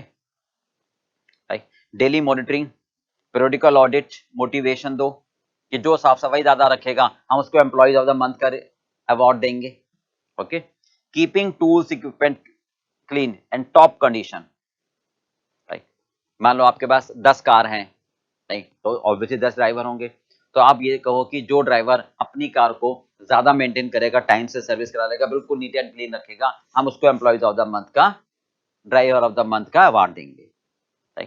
लॉन्ग टर्म सक्सेस के लिए ये जरूरी है कि जो स्टैंडर्ड सेट किए गए हैं वो एक बार काम ना करे, कॉन्टिन्यूस। ठीक है, रिस्पॉन्सिबिलिटी फिक्स करने के लिए आप मेंबर को सेट करो, एंश्योर करो कि जो रूल्स हैं वो फॉलो हो रहे हैं या नहीं हो रहे। क्लियर बेटा, हो गया क्लियर बात? तो ये कहलाएगा हमारा 5S का कॉन्सेप्ट। ठीक है, चलिए एक बार फटाफट इसको रिवाइज कर ले। हाँ जी, फर्स्ट आपका था सॉर्टिंग, छटाई। इसमें दो चीज आती है, needed, not at all, needed but not now. छटाई मतलब फैक्ट्री में बात करें तो जो नॉन मूविंग आइटम होते हैं, जैसे ऑब्सोल्यूट मटेरियल हुआ या कोई पुराना डिजाइन हो गया, ठीक है, that should be removed from the work centre, work place, और उनको स्टोर में रख दो अलग जगह, ताकि वो आपको डिस्टर्ब ना करें। ओके, ऑफिस में बात करें तो जो डॉक्यूमेंट, जो फाइल्स, राइट, जो पेपर आपको जरूरी नहीं है, अननेसेसरी हैं, अनवांटेड है, बुक्स हैं, उनको वर्क एरिया से हटा दो, ताकि रेलिवेंट फाइल आपको ढूंढने में दिक्कत ना हो। इससे आपका टाइम बचेगा, एनर्जी बचेगी, प्रोडक्टिविटी बढ़ेगी। Okay, needed but not now, जैसे घर में कहा था कंबल, ठीक है, फैक्ट्री में भी जो हमारे पास स्लो मूविंग आइटम है उनको आप अलग से रेड टैग लगाकर, एक ग्रीन, मतलब एक कोई भी एक टैग लगा लो, येलो टैग जैसे एग्जांपल है, तो उसको लगाकर अलग से रख दो, ताकि वो फ्रीक्वेंटली नहीं चाहिए, जब चाहिए तब हमें पता लग जाएगा। ऑफिस में भी जो फाइल्स या डॉक्यूमेंट हमें फ्रीक्वेंटली नहीं चाहिए उनको सेपरेट कर लो। ठीक है, जैसे एंड एग्रीमेंट वगैरह ही होते हैं। ओके, इससे टाइम बचता है और मिस हैपनिंग भी बच जाती है। क्लियर पार्ट में? हाँ जी, ऑफिस में बात कर रहे हैं हम, रेड टैग लगा के रख दो, फैक्ट्री में ठीक है इसी तरीके से। अब दूसरी बात आती है हमारी set in order, systematic arrangement, यानी place for everything, everything for its place. इससे सर्च टाइम बचता है। ओके, फैक्ट्री में शैडो बोर्ड और ऑफिस में इंडेक्सिंग। शैडो बोर्ड का एग्जांपल समझ में आ गया आपको कि भाई आप हर टूल्स को आप टांग दो और उसके ऊपर टोकन की जगह बना दो, ताकि मान लो एक एक्स है, वो टूल्स लेकर आता है तो अपना टोकन लगा देगा। अगर वही टूल फैक्ट्री में किसी और को चाहिए तो वो शैडो पोर्ट पर जाएगा और वो देखेगा कि वहां पर किसका टोकन लगा हुआ है। ठीक है, और फिर वो उससे कांटेक्ट कर लेगा, ना कि पूरी फैक्ट्री में ढूंढेगा। इससे सर्च का टाइम बच जाता है, जैसे कहते हैं energy saves to energy produce. ठीक है, सेट इन ऑर्डर, ऑफिस में ध्यान रखना हम क्या करें, प्रॉपर इंडेक्सिंग करो एंड डॉक्यूमेंटेशन करो। प्रॉपर इंडेक्सिंग और documentation. Proper index should be pasted on each file about its contents, and in that pattern of content, document should be kept inside the file so that specific document can be easily find and withdrawn. बात समझ में आ गई ना ये, कि हम क्या करेंगे, इंडेक्सिंग करेंगे, डॉक्यूमेंटेशन करेंगे, ठीक है, और उस फाइल में जो भी डॉक्यूमेंट होंगे, 1 2 3 4 5 6, वो डॉक्यूमेंट की डिटेल्स हम एक इंडेक्स बनाकर उस फाइल के ऊपर पेस्ट कर देंगे कि भाई इस फाइल में ये वाले डॉक्यूमेंट्स हैं, ताकि जो डॉक्यूमेंट आपको चाहिए वो आसानी से ढूंढी जा सके। ओके, हाँ जी, शाइन, आपका वर्क एरिया क्लीन होना चाहिए, मशीनें ऑयलिंग, क्लीनिंग, ग्रीसिंग। ठीक है, अगर हर एम्प्लॉइज को हम एक हैबिट देंगे कि 10-15 मिनट आपको डेली आकर वर्क एरिया को क्लीन करके रखना है, तो इससे क्या होगा कि पॉजिटिव थॉट क्रिएट होंगी। ये नहीं है कि आप वर्क एरिया पर भी आपने वहीं पर चाय पी, वहीं पर अखबार छोड़ के चले गए, तो इससे क्या होगा कि फिर वही बात आ जाएगी कि मिस मैनेजमेंट हो जाएगा। तो हर एम्प्लॉय को 10 या 15 मिनट दो, ताकि वो अपना वर्क एरिया क्लीन करे, उसके रेगुलर हैबिट में आ जाए। ठीक है, मशीन की भी बात करते हैं कि भाई हम मशीन को प्रॉपर कंडीशन में रखें, ताकि मशीन चलते चलते कभी भी आपको धोखा ना दे। ठीक है, मेंटेन प्रॉपर करें। ओके, स्टैंडर्डाइजेशन, यानी फैक्ट्री में ड्रेस कोड बना के चलें, ऑफिस में ड्रेस कोड बना के चलें। ठीक है, हाई स्टैंडर्ड रखेंगे तो हमारा हाई क्वालिटी मेंटेन होगी। ठीक है, जैसे जो भी हमारी फाइलें हैं 3 कैटेगरी में हम बांटते हैं, रेड वेरी इंपॉर्टेंट, ठीक है, कोई भी नाम दे सकते हैं, जरूरी नहीं है, ग्रीन मॉडरेट, येलो बहुत कम इंपॉर्टेंट फाइल। ठीक है, तो इस तरह से हम स्टैंडर्डाइज कर सकते हैं हर चीज को। सस्टेन, जिसका अनुशासन उसका शासन, ठीक है। Regular monitoring, fix point photography, and audit करो, रेगुलर मॉनिटर करो, इंस्पेक्शन करो कि क्या ये जो पांचों, ये जो चारों गाइडलाइंस हैं ये फॉलो हो भी रही है या नहीं है। खाली लिखने से या बोलने से नहीं होगी ना, इनको प्रॉपर मॉनिटर करना पड़ेगा। पहले और बाद में आपको कंपैरिजन करना पड़ेगा, वर्कर को ट्रेन करना पड़ेगा, उनसे प्रॉपर कम्युनिकेशन करना पड़ेगा। और ये वन टाइम नहीं है, इट्स कंटिन्यूअस। डेली मॉनिटरिंग होगी, प्रॉपर ऑडिट होगा, मोटिवेशन देना पड़ेगा एम्प्लॉइज को कि भाई ठीक है, जो जिसका वर्क स्टेशन सबसे ज्यादा साफ होगा हम उसको एम्प्लॉइज ऑफ द मंथ का अवार्ड देंगे। इस तरह से हमें मोटिवेट करके उनको सस्टेन करना पड़ेगा ताकि हमारा जो गाइडलाइंस हैं वो मेंटेन हो पाए, वो अप्लाई हो पाए, तभी हमारा 5S इंप्लीमेंट हो पाएगा properly. It's not a one time, it's a continuous program. Clear हो गया बेटा? तो ये कहलाता है हमारा 5S। ठीक है, चलिए हाँ जी, नेक्स्ट है एक्सप्लेन टोटल प्रोडक्टिव मेंटेनेंस। ठीक है, टीपीएम बिल्कुल सिंपल सी बात है। टोटल प्रोडक्टिव मेंटेनेंस, टोटल का मतलब all individual in the organization working together, सारे इकट्ठे आ जाओ भाई, ये नहीं कि तुम उधर तुम इधर, मतलब फैक्ट्री में सारे एम्प्लॉइज मिलकर काम करें, होता ना एकजुटता में बल है। तो टोटल का मतलब इकट्ठे, सारे एम्प्लॉइज इकट्ठे मिलकर जब काम करेंगे।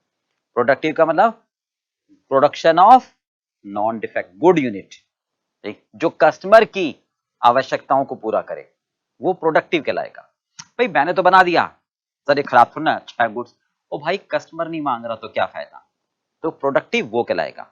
मेंटेनेंस सिंपल सी बात है कि मशीन को साफ सुथरा रखो, यानी keeping equipment and plant good condition है, हमेशा हर मतलब हर टाइम, जैसे आपकी कार है ना, मशीनें हैं, तो वो हर टाइम तरोताजा नई लगे। ये नहीं कि कार पर भी धूल मिट्टी जमी पड़ी है, आगे भी दिखाई नहीं दे रहा कुछ भी। ऑयलिंग, ग्रीसिंग, कभी मेंटेनेंस हुई नहीं कार की तो फिर वो चलते चलते रुक जाएगी। तो टीपीएम का मतलब यही है कि सारे एम्प्लॉइज फैक्ट्री में मिलकर काम करें, वो प्रोडक्ट बनाए जो कस्टमर की एक्सपेक्टेशन को पूरा करे और गुड कंडीशन में रखे। ठीक है, तो यहां पर बेसिक बात क्या है अब कि कीपिंग ऑल इक्विपमेंट, एक या दो नहीं, all equipment top working condition, बिल्कुल साफ सफाई एकदम चलते हुई। जैसे फर्स्ट डे नई मशीन आई थी तो 4 साल हो गए, आज भी ऐसा लगता है कि नई मशीन है ना, ताकि ब्रेकडाउन अवॉइड हो सके।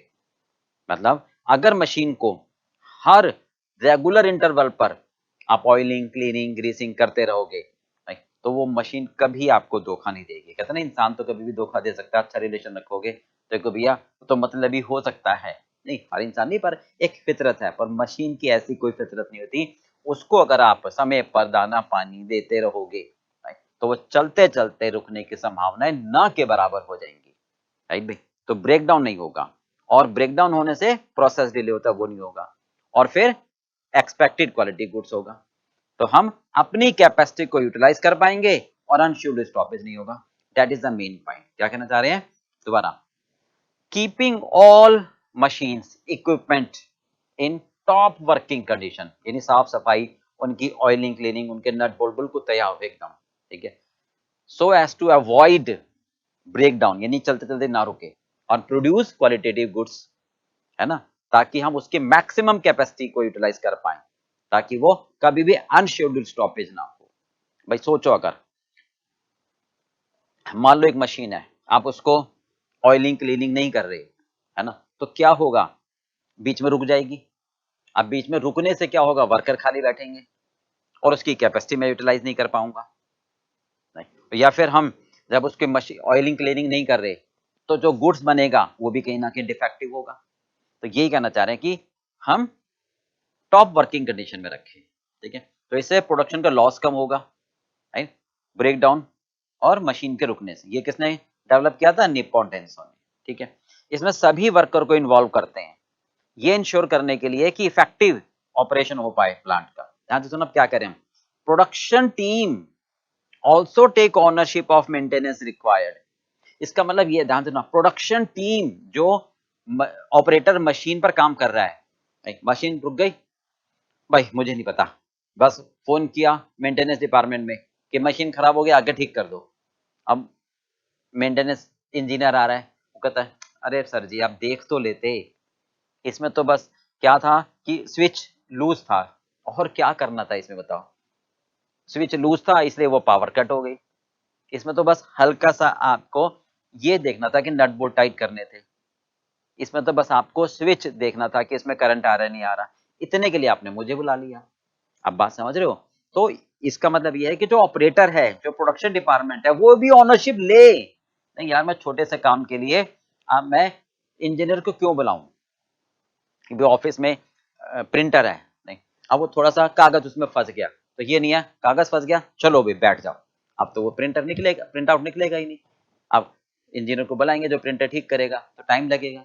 तो ऑपरेटर की ही रिस्पॉन्सिबिलिटी है कि कागज फंस गया है तो देखिए कैसे कागज फंस गया, उसको अपने आप निकालने की कोशिश करे, और थोड़ा सा है कि अगर वो सीख जाएगा तो वो खुद ही निकाल पाएगा।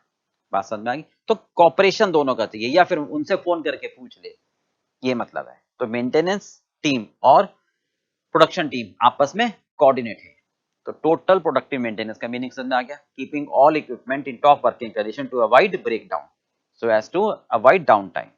मेन पर्पस क्या है इसका, मेन पर्पस क्या टीपीएम का, टीपीएम है, ठीक है, टोटल प्रोडक्टिव मेंटेनेंस का, जीरो ब्रेकडाउन, ब्रेकडाउन ना हो, चलते चलते ना रुके, डाउन टाइम ना हो, नहीं वही, अब एक्सीडेंट भी ना हो और डिफेक्ट भी ना हो। भाई जैसे कार है, अगर आप उसकी सर्विस टाइम पर कराते रहोगे, है ना, अच्छा उसमें पेट्रोल डालोगे, साफ सफाई रखोगे, ठीक है, तो उसके एक्सीडेंट होने की संभावना भी कम होगी, एक टाइम पर उसके एयरबैग खुल जाएंगे, ओके, और डाउन टाइम भी नहीं होगा और डिफेक्ट भी नहीं होगा, ठीक है। जैसे घर में एसी लैपटॉप है, ठीक है, पुराना है, वो स्टार्ट टाइम ज़्यादा लेता है, तो ऑनर को पता होना चाहिए कि भाई हम अगर टीपीएम पर खर्च करेंगे, सही सलामत रखेंगे, मेंटेनेंस करते रहेंगे, रिपेयरिंग करते रहेंगे, तो ये फिट रहेंगे, ओके। अब अगर मशीन चलते चलते रुक जाती है, क्या दिक्कत है, अरे भाई सोचो, मशीन चल रही है, 2 बजे रुक गई, नहीं, क्योंकि आपने मेंटेनेंस नहीं करवाई थी, कार है आपने सर्विस ही नहीं कराई, आप दिल्ली से जयपुर जा रहे हो, बीच में रुक गई, तो क्या होगा, फिर उस समय आप वहां पर कोई मैकेनिक ढूंढोगे, आप अपने डेस्टिनेशन पर जाने में जहां पर आपको 5 घंटे लगते वहां टाइम ज्यादा लगेगा। मशीन की भी वही बात होगी, अगर चलते चलते रुक गई तो क्या होगा, जब तक इंजीनियर आएगा नहीं तब तक वो वर्कर खाली बैठेगा, आइडियल वेजेस जाएंगी, प्रोडक्शन बंद हो जाएगा, कस्टमर की डिमांड पूरी नहीं कर पाएंगे, है ना, मार्केट शेयर लूज करोगे, राइट। और अगर बना भी प्रोडक्ट शुरू में तो खराब क्वालिटी का बनेगा, और फिर मशीन को साफ सफाई में दोबारा टाइम ज्यादा लगेगा, rework cost, setup cost, quality, idle time, production stoppage, इससे फाइनेंशियल लॉस होगा, ओके। तो ब्रेकडाउन की वजह से ये लॉसेस सामने आते हैं हमारे, ठीक है। अच्छा अब दोनों connection between TQM and TPM, ठीक है, अभी हमने इससे पहले किया था टोटल क्वालिटी मैनेजमेंट चैप्टर 2 में, अब है टीपीएम। दोनों का पर्पस क्या है, वेस्ट को कम करना, सभी एम्प्लॉयज को इन्वॉल्वमेंट, सभी की कमिटमेंट और क्वालिटी सर्विस देना, ठीक है। भाई दोनों का पर्पस क्या है, क्वालिटी सर्विस मिले, एम्प्लॉय सारे इन्वॉल्व हो, और वेस्ट हमारा डिफेक्टिव कम से कम है। दोनों के लिए टॉप मैनेजमेंट की कमिटमेंट चाहिए, इसमें प्रिवेंटिव मेंटेनेंस, है ना, ओके। भाई इसमें आपको normal cost of good quality, तो पैसा खर्च करोगे तो क्वालिटी बढ़ेगी, तो टॉप मैनेजमेंट से पहले हाँ करवा लो कि भैया पैसा खर्च करने को तैयार हो ना, मशीन की मेंटेनेंस पर्टिकुलर, तो दोनों के लिए टॉप मैनेजमेंट की हाँ करवाना जरूरी है। एज एम्प्लॉय को टेक्निकल ट्रेनिंग देना जरूरी है कि अगर थोड़ी सी खराब हो जाए तो ठीक कैसे करना है, इससे क्या होता है, दूसरों से आगे निकलते हैं, कॉम्पिटिटिव एडवांटेज और लॉन्ग टर्म बेनिफिट मिलता है, राइट भाई। अच्छा अब मेन हमें क्या पढ़ना है इसमें, अरे ऑप्टिमम यूटिलाइजेशन ऑफ रिसोर्स मिलते हैं हमारे को, मिनिमाइज वेस्ट, एम्प्लॉय की इन्वॉल्वमेंट, ठीक है। दोनों में क्या है difference, TPM basically maintenance approach है, ये क्वालिटी कंट्रोल करता है, ठीक है, इक्विपमेंट यूज करते हैं ताकि क्वालिटी प्रोडक्ट बने, राइट भाई। चलिए अब आता है type of maintenance of TPM, ठीक है। चलिए हाँ, टाइप ऑफ मेंटेनेंस ही ध्यान रखना। पहली होती है ब्रेकडाउन मेंटेनेंस, प्रिवेंटिव मेंटेनेंस, ठीक है, फिर करेक्टिव मेंटेनेंस, और होती है maintenance prevention, and then autonomous. Breakdown maintenance simple सी बात है, आंख बंद करके बैठ जाओ, जब मशीन खराब होगी ठीक करा लेंगे, क्यों परेशान हो रहे हो। वो कराती है ब्रेकडाउन, अनशेड्यूल्ड, पहले से कोई शेड्यूल नहीं करते, ठीक है। हाँ, हम चाहते हैं कम से कम हो, ठीक है, we require to be minimize. ध्यान रखना क्या कहते हैं, repair and maintenance is carried out only when, केवल तब कराओगे जब इक्विपमेंट एक्चुअली में रुक जाएगा, फेल हो जाएगा। क्लियर, ये एक लाइन है मेन, यानी अनशेड्यूल्ड, पहले से कोई शेड्यूल नहीं होता, भले ठीक है भाई, जब बुखार होगा तब दवाई ले लेंगे, जब 102 बुखार होगा तब जाएंगे डॉक्टर के पास, अभी जाने की जरूरत नहीं है। नहीं, यानी मशीन की रिपेयर और मेंटेनेंस तब करवाओगे, repair and maintenance is carried out only only only when it break down, यानी जब ये काम करना बंद कर दे, व्हेन इक्विपमेंट एक्चुअली फेल्स, ठीक है।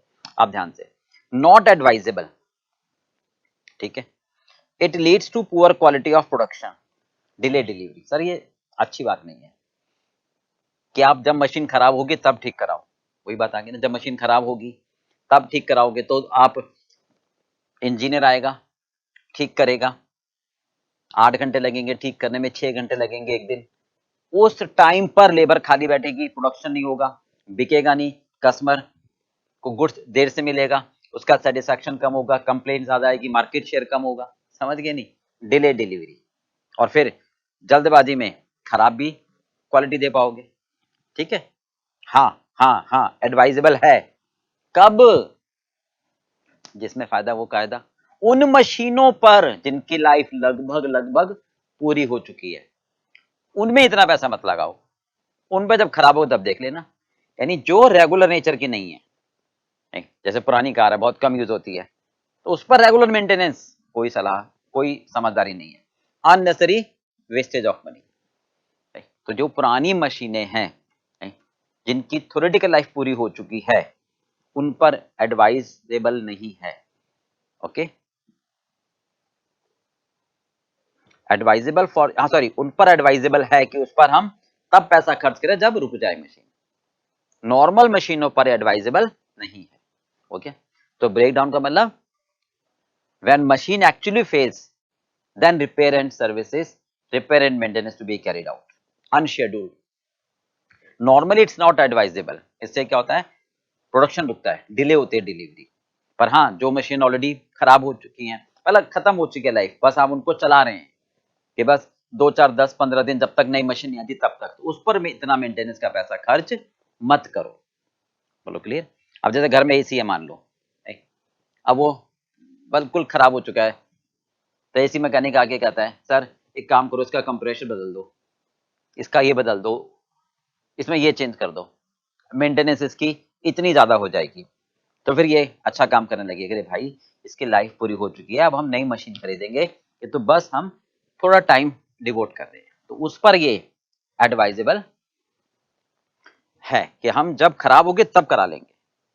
चलिए, preventive maintenance, prevention is better than cure, नहीं, ठीक है, मतलब बुखार आने से पहले दवाई ले लो, है नहीं, तो जब, मतलब हर मशीन जब खरीदते हैं तो एक लॉग बुक मिलती है, उसमें लिखा होता है कि भाई ये पार्ट्स 2 महीने चलेगा, ये 6 महीने, ये 2 साल, थ्योरेटिकल लाइफ लिखी होती है, तो हम अगर उसकी थ्योरेटिकल लाइफ खत्म होने पर चेंज करा दें तो मशीन चलते समय कभी नहीं रुकेगी, वो कहलाती है प्रिवेंटिव मेंटेनेंस। तो नॉर्मल मैनेजर क्या कहते हैं, नहीं सर ये तो ऐसे लिखा रहता है, जब खराब होगी तब ठीक करा लेंगे, तो फिर वो कहलाती है ब्रेक डाउन, नहीं, तो प्रोएक्टिव अप्रोच होती है।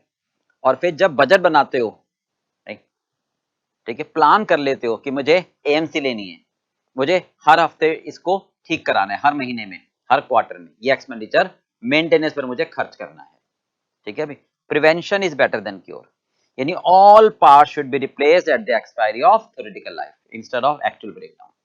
ये एडवाइजेबल है उन मशीन्स के लिए, इक्विपमेंट के लिए जो रेगुलर नेचर की हैं और हम उनको टॉप वर्किंग कंडीशन में रखना चाहते हैं हर समय, ओके। अभी जैसे एसी है घर में, रेगुलर सर्विस कराते रहोगे तो कूलिंग अच्छी रहेगी। कार है, अगर आप उसकी ऑयलिंग, सर्विसिंग, मेंटेनेंस हमेशा कराते रहोगे इतने हर किलोमीटर पर, तो वो उसकी एवरेज भी अच्छी होगी और आपको रास्ते में कभी धोखा नहीं देगी। क्लियर है? करेक्टिव मेंटेनेंस, हाँ जी ध्यान दो ना, करेक्टिव मेंटेनेंस इसका मतलब क्या है कि भाई जो मशीन है ना उसके पार्ट्स को रिकॉन्फ़िगर करो, उसके पार्ट्स को रिकॉन्फ़िगर करो, रीअरेंज करो ताकि उसकी मेंटेनेंस आसान हो जाए। जैसे एसी है, उसका फिल्टर बाहर लगा दो, इजी हो क्लीन करने के लिए। मतलब वर्कर हर तरीके से, लेफ्ट से, राइट से, टॉप से, बॉटम से, हर तरीके से उसको क्लीन कर सके, ऐसे पार्ट्स को फिक्स करो। जैसे मशीन बना रहे हैं तो पंखा पीछे ना हो तो इन्हें साफ नहीं होगा ना, बड़े बड़े पाइप आगे हो। मतलब to ensure easy clean easy maintenance company should arrange reconfigure parts in different manner, वो कहलाता है corrective maintenance। Maintenance prevention, right? हाँ जी, डिजाइन बनाते समय management should consult with the designer. Design बनाते समय ऐसा डिजाइन बनाओ ताकि वो मेंटेनेंस मिनिमम हो, हाई टेक्नोलॉजी, यानी time save, money save, safety हो।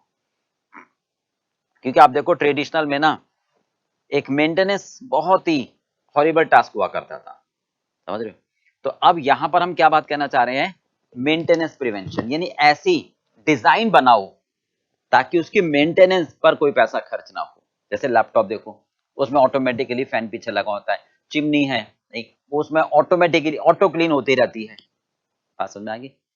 अब जैसे टीवी है तो आप देखो पुराने जमाने में जो टीवी हुआ करते थे ना, क्या कहते थे कि सर जब इंग्लैंड और नीदरलैंड का मैच होता था, समझ रहे हो, तो थोड़ा सा व्हाइट बढ़ाया, इंग्लैंड की टीम गायब, थोड़ी सी डार्कनेस बढ़ाई, नीदरलैंड की टीम गायब, ऊपर एंटीना से हिलाते रहते थे। तो अब हम क्या करना चाहते हैं, वो उसमें मेंटेनेंस बहुत ज्यादा। अब ऐसी टीवी बनाओ ताकि ये सारे कलर सेटिंग ऑटोमेटिकली ही हो, एचडी हाई टेक्नोलॉजी। तो उसको बोलते हैं बेसिकली, इसको हम क्या बोलते हैं, मेंटेनेंस प्रिवेंशन। उसको बोलते हैं डिजाइन आप ऐसा बनाओ प्रोडक्ट के बनाते समय कि ले जाओ ये खराब होगा ही नहीं। वुडलैंड का शूज है, नहीं क्या कहते हैं, भाई साहब आपका पैर टूट जाएगा, जूता नहीं टूटेगा, जूता खराब ही नहीं होगा। तो उसको बोलते हैं मेंटेनेंस प्रिवेंशन, समझ रहे हो? जैसे बिल्डर लोग कहते हैं कि भाई देखो ये कोरियन की शीट है, कोरियन पत्थर होता है नहीं, व्हाइट मार्बल से ही रिप्लेस करते हैं, तो इस पर बस आप हल्का सा पानी मारोगे साफ हो जाएगा। इसके कंपैरेटिवली यही लुक आपको देगा डीको पेंट, पर उसमें आपको मेंटेनेंस करनी पड़ेगी, उसमें आपको बहुत ज्यादा डस्ट साफ करनी पड़ेगी। तो ये कौन सी मेंटेनेंस कहलाती है, मेंटेनेंस प्रिवेंशन। ये डिजाइन करते समय ऐसा डिजाइन बनाओ ताकि आप जब यूज करो तो आपको बहुत ज्यादा सफाई करने की आवश्यकता, बहुत ज्यादा मेंटेनेंस की आवश्यकता ही ना पड़े। ठीक है? ऑटोनोमस मेंटेनेंस यानी अपने आप, मतलब छोटी मोटी रिपेयर खुद कर ले, यानी जो ड्राइवर है गाड़ी का उसको पंचर लगाना आता हो, ये नहीं कि सर गाड़ी रुक गई, अब तो सर गाड़ी में हवा कम है, पंचर हो गया तो भैया मैकेनिक को बुलाओ। अरे भाई ये तो थोड़ी मोटी खराबी है, नहीं आगे बोनट में कुछ खराबी हो गई, बैटरी में पानी नहीं है, बैटरी का कनेक्शन लूज हो गया, तो इसका ना ऑपरेटर को थोड़ी मोटी रिपेयर खुद सिखा दो ताकि वो अपने एंड पर ठीक कर ले, वो अननेसेसरी इंजीनियर को ना बुलाए। यानी operator should be trained. Day to day repair maintenance are carried out by operator instead of waiting for technical. ठीक है? अब जैसे मोबाइल है, हैंग हो गया तो भैया रीसेट कर लो, टायर हो गया तो वो चेंज कर ले ड्राइवर खुद ही। Operator should be trained for this purpose. बोलो क्लियर है बेटा? चलिए अब आते हैं हम, होगी सारे क्लियर, एक बार फटाफट। सबसे पहला ब्रेकडाउन मेंटेनेंस, मशीन खराब हो जाएगी तब चेंज करो उसको, यानी repair and maintenance is carried out only when equipment actually fails. ठीक है? अनशेड्यूल्ड मेंटेनेंस होती है, ओके, एडवाइजेबल है उन मशीनों के लिए जो डेली यूज में नहीं होती हैं। आज जब खराब होगी तब ठीक करा देंगे, जो बेकार पड़ी जिनकी थोड़ी देर लाइफ खत्म होगी। नॉर्मल एडवाइजेबल नहीं है, इससे खराब क्वालिटी होती है और डिलीवरी भी डिले होती है, लेबर खाली बैठते हैं। प्रिवेंटिव मेंटेनेंस दूसरी, prevention is better than cure, यानी प्रोएक्टिव अप्रोच है, यानी मशीन के हर थ्योरेटिकल पार्ट्स के लाइफ खत्म होने पर उसको आप चेंज कर दो। ठीक है?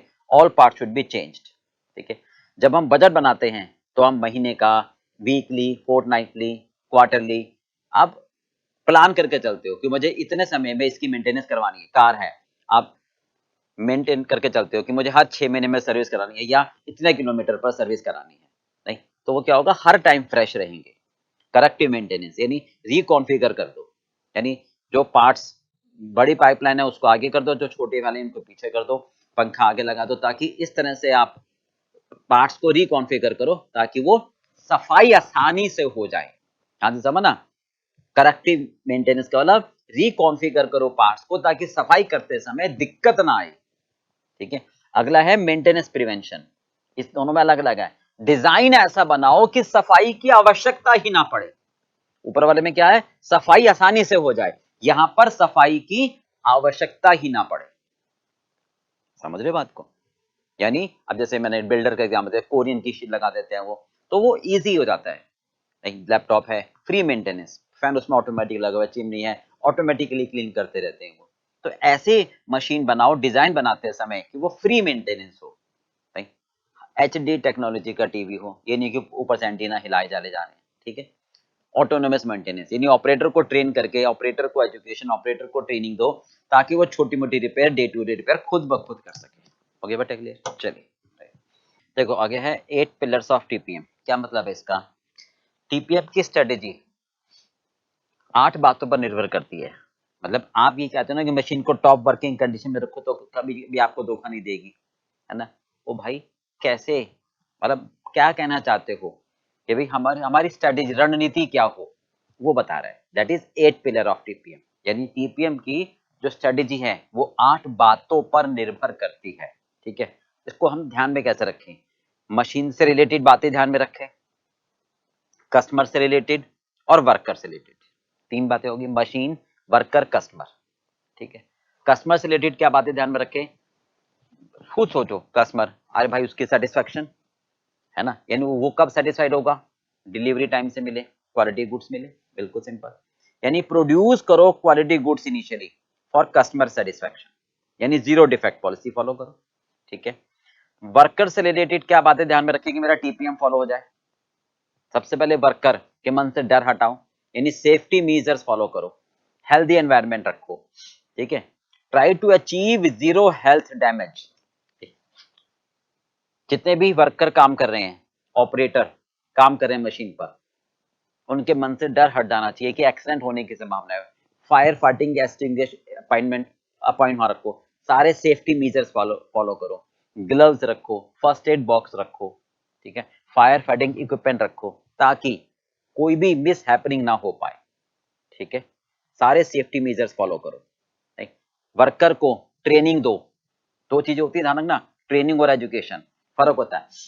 ट्रेनिंग का मतलब होता है टेक्निकल ट्रेनिंग, वर्कर को पहले से समझा दो कि भैया मशीन ऐसे काम करती है, इतने समय के बाद मशीन हीट हो जाती है, आपको टेम्परेचर ऐसे कंट्रोल करना है।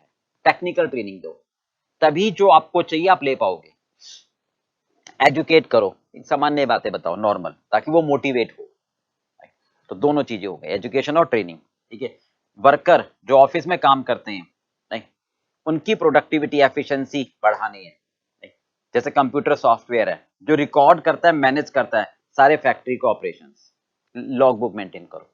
मतलब ऑफिस टीपीएम भी करो। ऑफिस में जो वर्कर हैं, ऑफिस में जो स्टाफ है, जो कंप्यूटर सॉफ्टवेयर है उसकी मेंटेनेंस करते रहो, क्योंकि वो कंप्यूटर सॉफ्टवेयर ही तो फैक्ट्री की हर मशीन की डिटेल्स रिकॉर्ड रखता है कि कौन सी मशीन खराब होने वाली है, कौन सी मशीन के पार्ट्स थ्योरेटिकल लाइफ खत्म होने वाले हैं।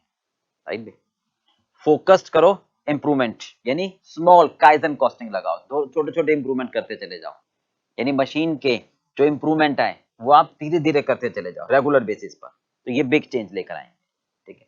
तो ये तो हो गया वर्कर से। एक कस्टमर और एक कस्टमर और 4 वर्कर। वर्कर में क्या किया जाएगा? सेफ्टी मेजर्स फॉलो करो हेल्थ के लिए, नहीं, सारे fire fighting equipment safety measure follow करो ताकि एक्सीडेंट अवॉइड हो सके। फर्स्ट एड बॉक्स रखो, ग्लव्स रखो। ठीक है। वर्कर को एजुकेट करो, ट्रेनिंग दो, टेक्निकल ट्रेनिंग दो कि मशीन कैसे काम करती है, तभी आप उससे वो ले पाओगे जो चाहते हो। उनको एजुकेट करो, उनको मोटिवेट करो ताकि वो, so that they will do the work by heart not by time. Office में जो स्टाफ है, कंप्यूटर हमारे हैं, जो सारे रिकॉर्ड सकते हैं फैक्ट्री के, वो अपडेटेड होने चाहिए, क्योंकि अगर ईआरपी सिस्टम सॉफ्टवेयर अपडेटेड नहीं होंगे, वो मेंटेनेंस नहीं होंगे तो दिक्कत होगी। यानी लॉग बुक मेंटेन करो। लॉग बुक क्या होती है, हर मशीन की डिटेल्स हमारे सॉफ्टवेयर में हो, तभी तो हमें पता लगेगा कि कौन से पार्ट्स को कब बदलना है, राइट भाई। और काइजन कॉस्टिंग लगाते चले जाते, ठीक है। आगे मशीन से रिलेटेड 5S फॉलो करो, अप्लाई 5S, समझ गए ना। सॉर्टिंग नहीं, ठीक है, set in order, shine, standard, sustain, okay, clear बात। हाँ जी, सॉर्टिंग, छटाई, जो बेकार सामान है, जो बेकार मशीन के पार्ट्स हैं वो हटा के अलग रख दो कबाड़ में। जो छोटी मोटी वेल्डिंग मशीनें होती हैं, बिल्डिंग बन रही है, छोटी मोटी वेल्डिंग मशीनें हैं, वो खराब हो चुकी, आप उनको हटाओ, कबाड़ में रख दो। इमूविंग, जो नॉन मूविंग मटेरियल हटा दो उनको, ताकि रेलिवेंट मशीनें आप काम कर पाओ, ठीक है। Set in order, everything should be place, हर एक की अपनी जगह हो और वो उस जगह पर रखा हो, है ना। जैसे शैडो बोर्ड का एग्जांपल दिया था उसमें, ठीक है। शाइन, हर वर्कर, हर ऑपरेटर की जगह साफ सुथरी हो, उसको 10-15 मिनट का टाइम दिया जाना चाहिए ताकि वर्क प्लेस बिल्कुल क्लीन हो। मशीन की oiling, cleaning, greasing, nut bolt बिल्कुल टाइट हो, ठीक है। स्टैंडर्डाइजेशन, यानी हर एक हाई स्टैंडर्ड मेंटेन करो। ऑपरेटर की ड्रेस अलग कोड हो, नहीं सुपरवाइजर की अलग हो, ताकि इजिली आइडेंटिफाई हो सके, ठीक है। सस्टेन करने के लिए सारी गाइडलाइन फॉलो करो। रेगुलर मॉनिटरिंग करते चले जाओ, ऑडिट करो, रेगुलर इंस्पेक्शन करो, फिक्स पॉइंट फोटोग्राफी रखो, ठीक है। उसके बाद आता है ऑटोनोमस मेंटेनेंस, यानी वर्कर को खुद सिखा दो कि भी छोटी मोटी repair, day to day repair आप खुद करो, ऑयलिंग, क्लीनिंग, ठीक है। लुब्रिकेंट, यानी हर पार्ट की लुब्रिकेंट ही रखो, नॉर्मल इंस्पेक्शन रखो, ठीक है। मतलब ऑपरेटर को ये समझा दो कि भी मशीन पर बैठने से पहले खुद एक चेक कर ले कि भी करंट इसमें क्या मशीन में पावर आ रही है, नहीं आ रही है, क्या लूज तो नहीं है, कोई नट बोल्ट लूज तो नहीं है। जो छोटी मोटी चीजें हैं वो खुद ही चेक कर ले। पता लगा एक्सटेंशन बोर्ड से स्विच निकला हुआ है तो वो उसमें लगा हुआ है कि पावर नहीं आ रही, चलो भी बुलाओ, नहीं, तो वो खुद मेंटेनेंस कर ले।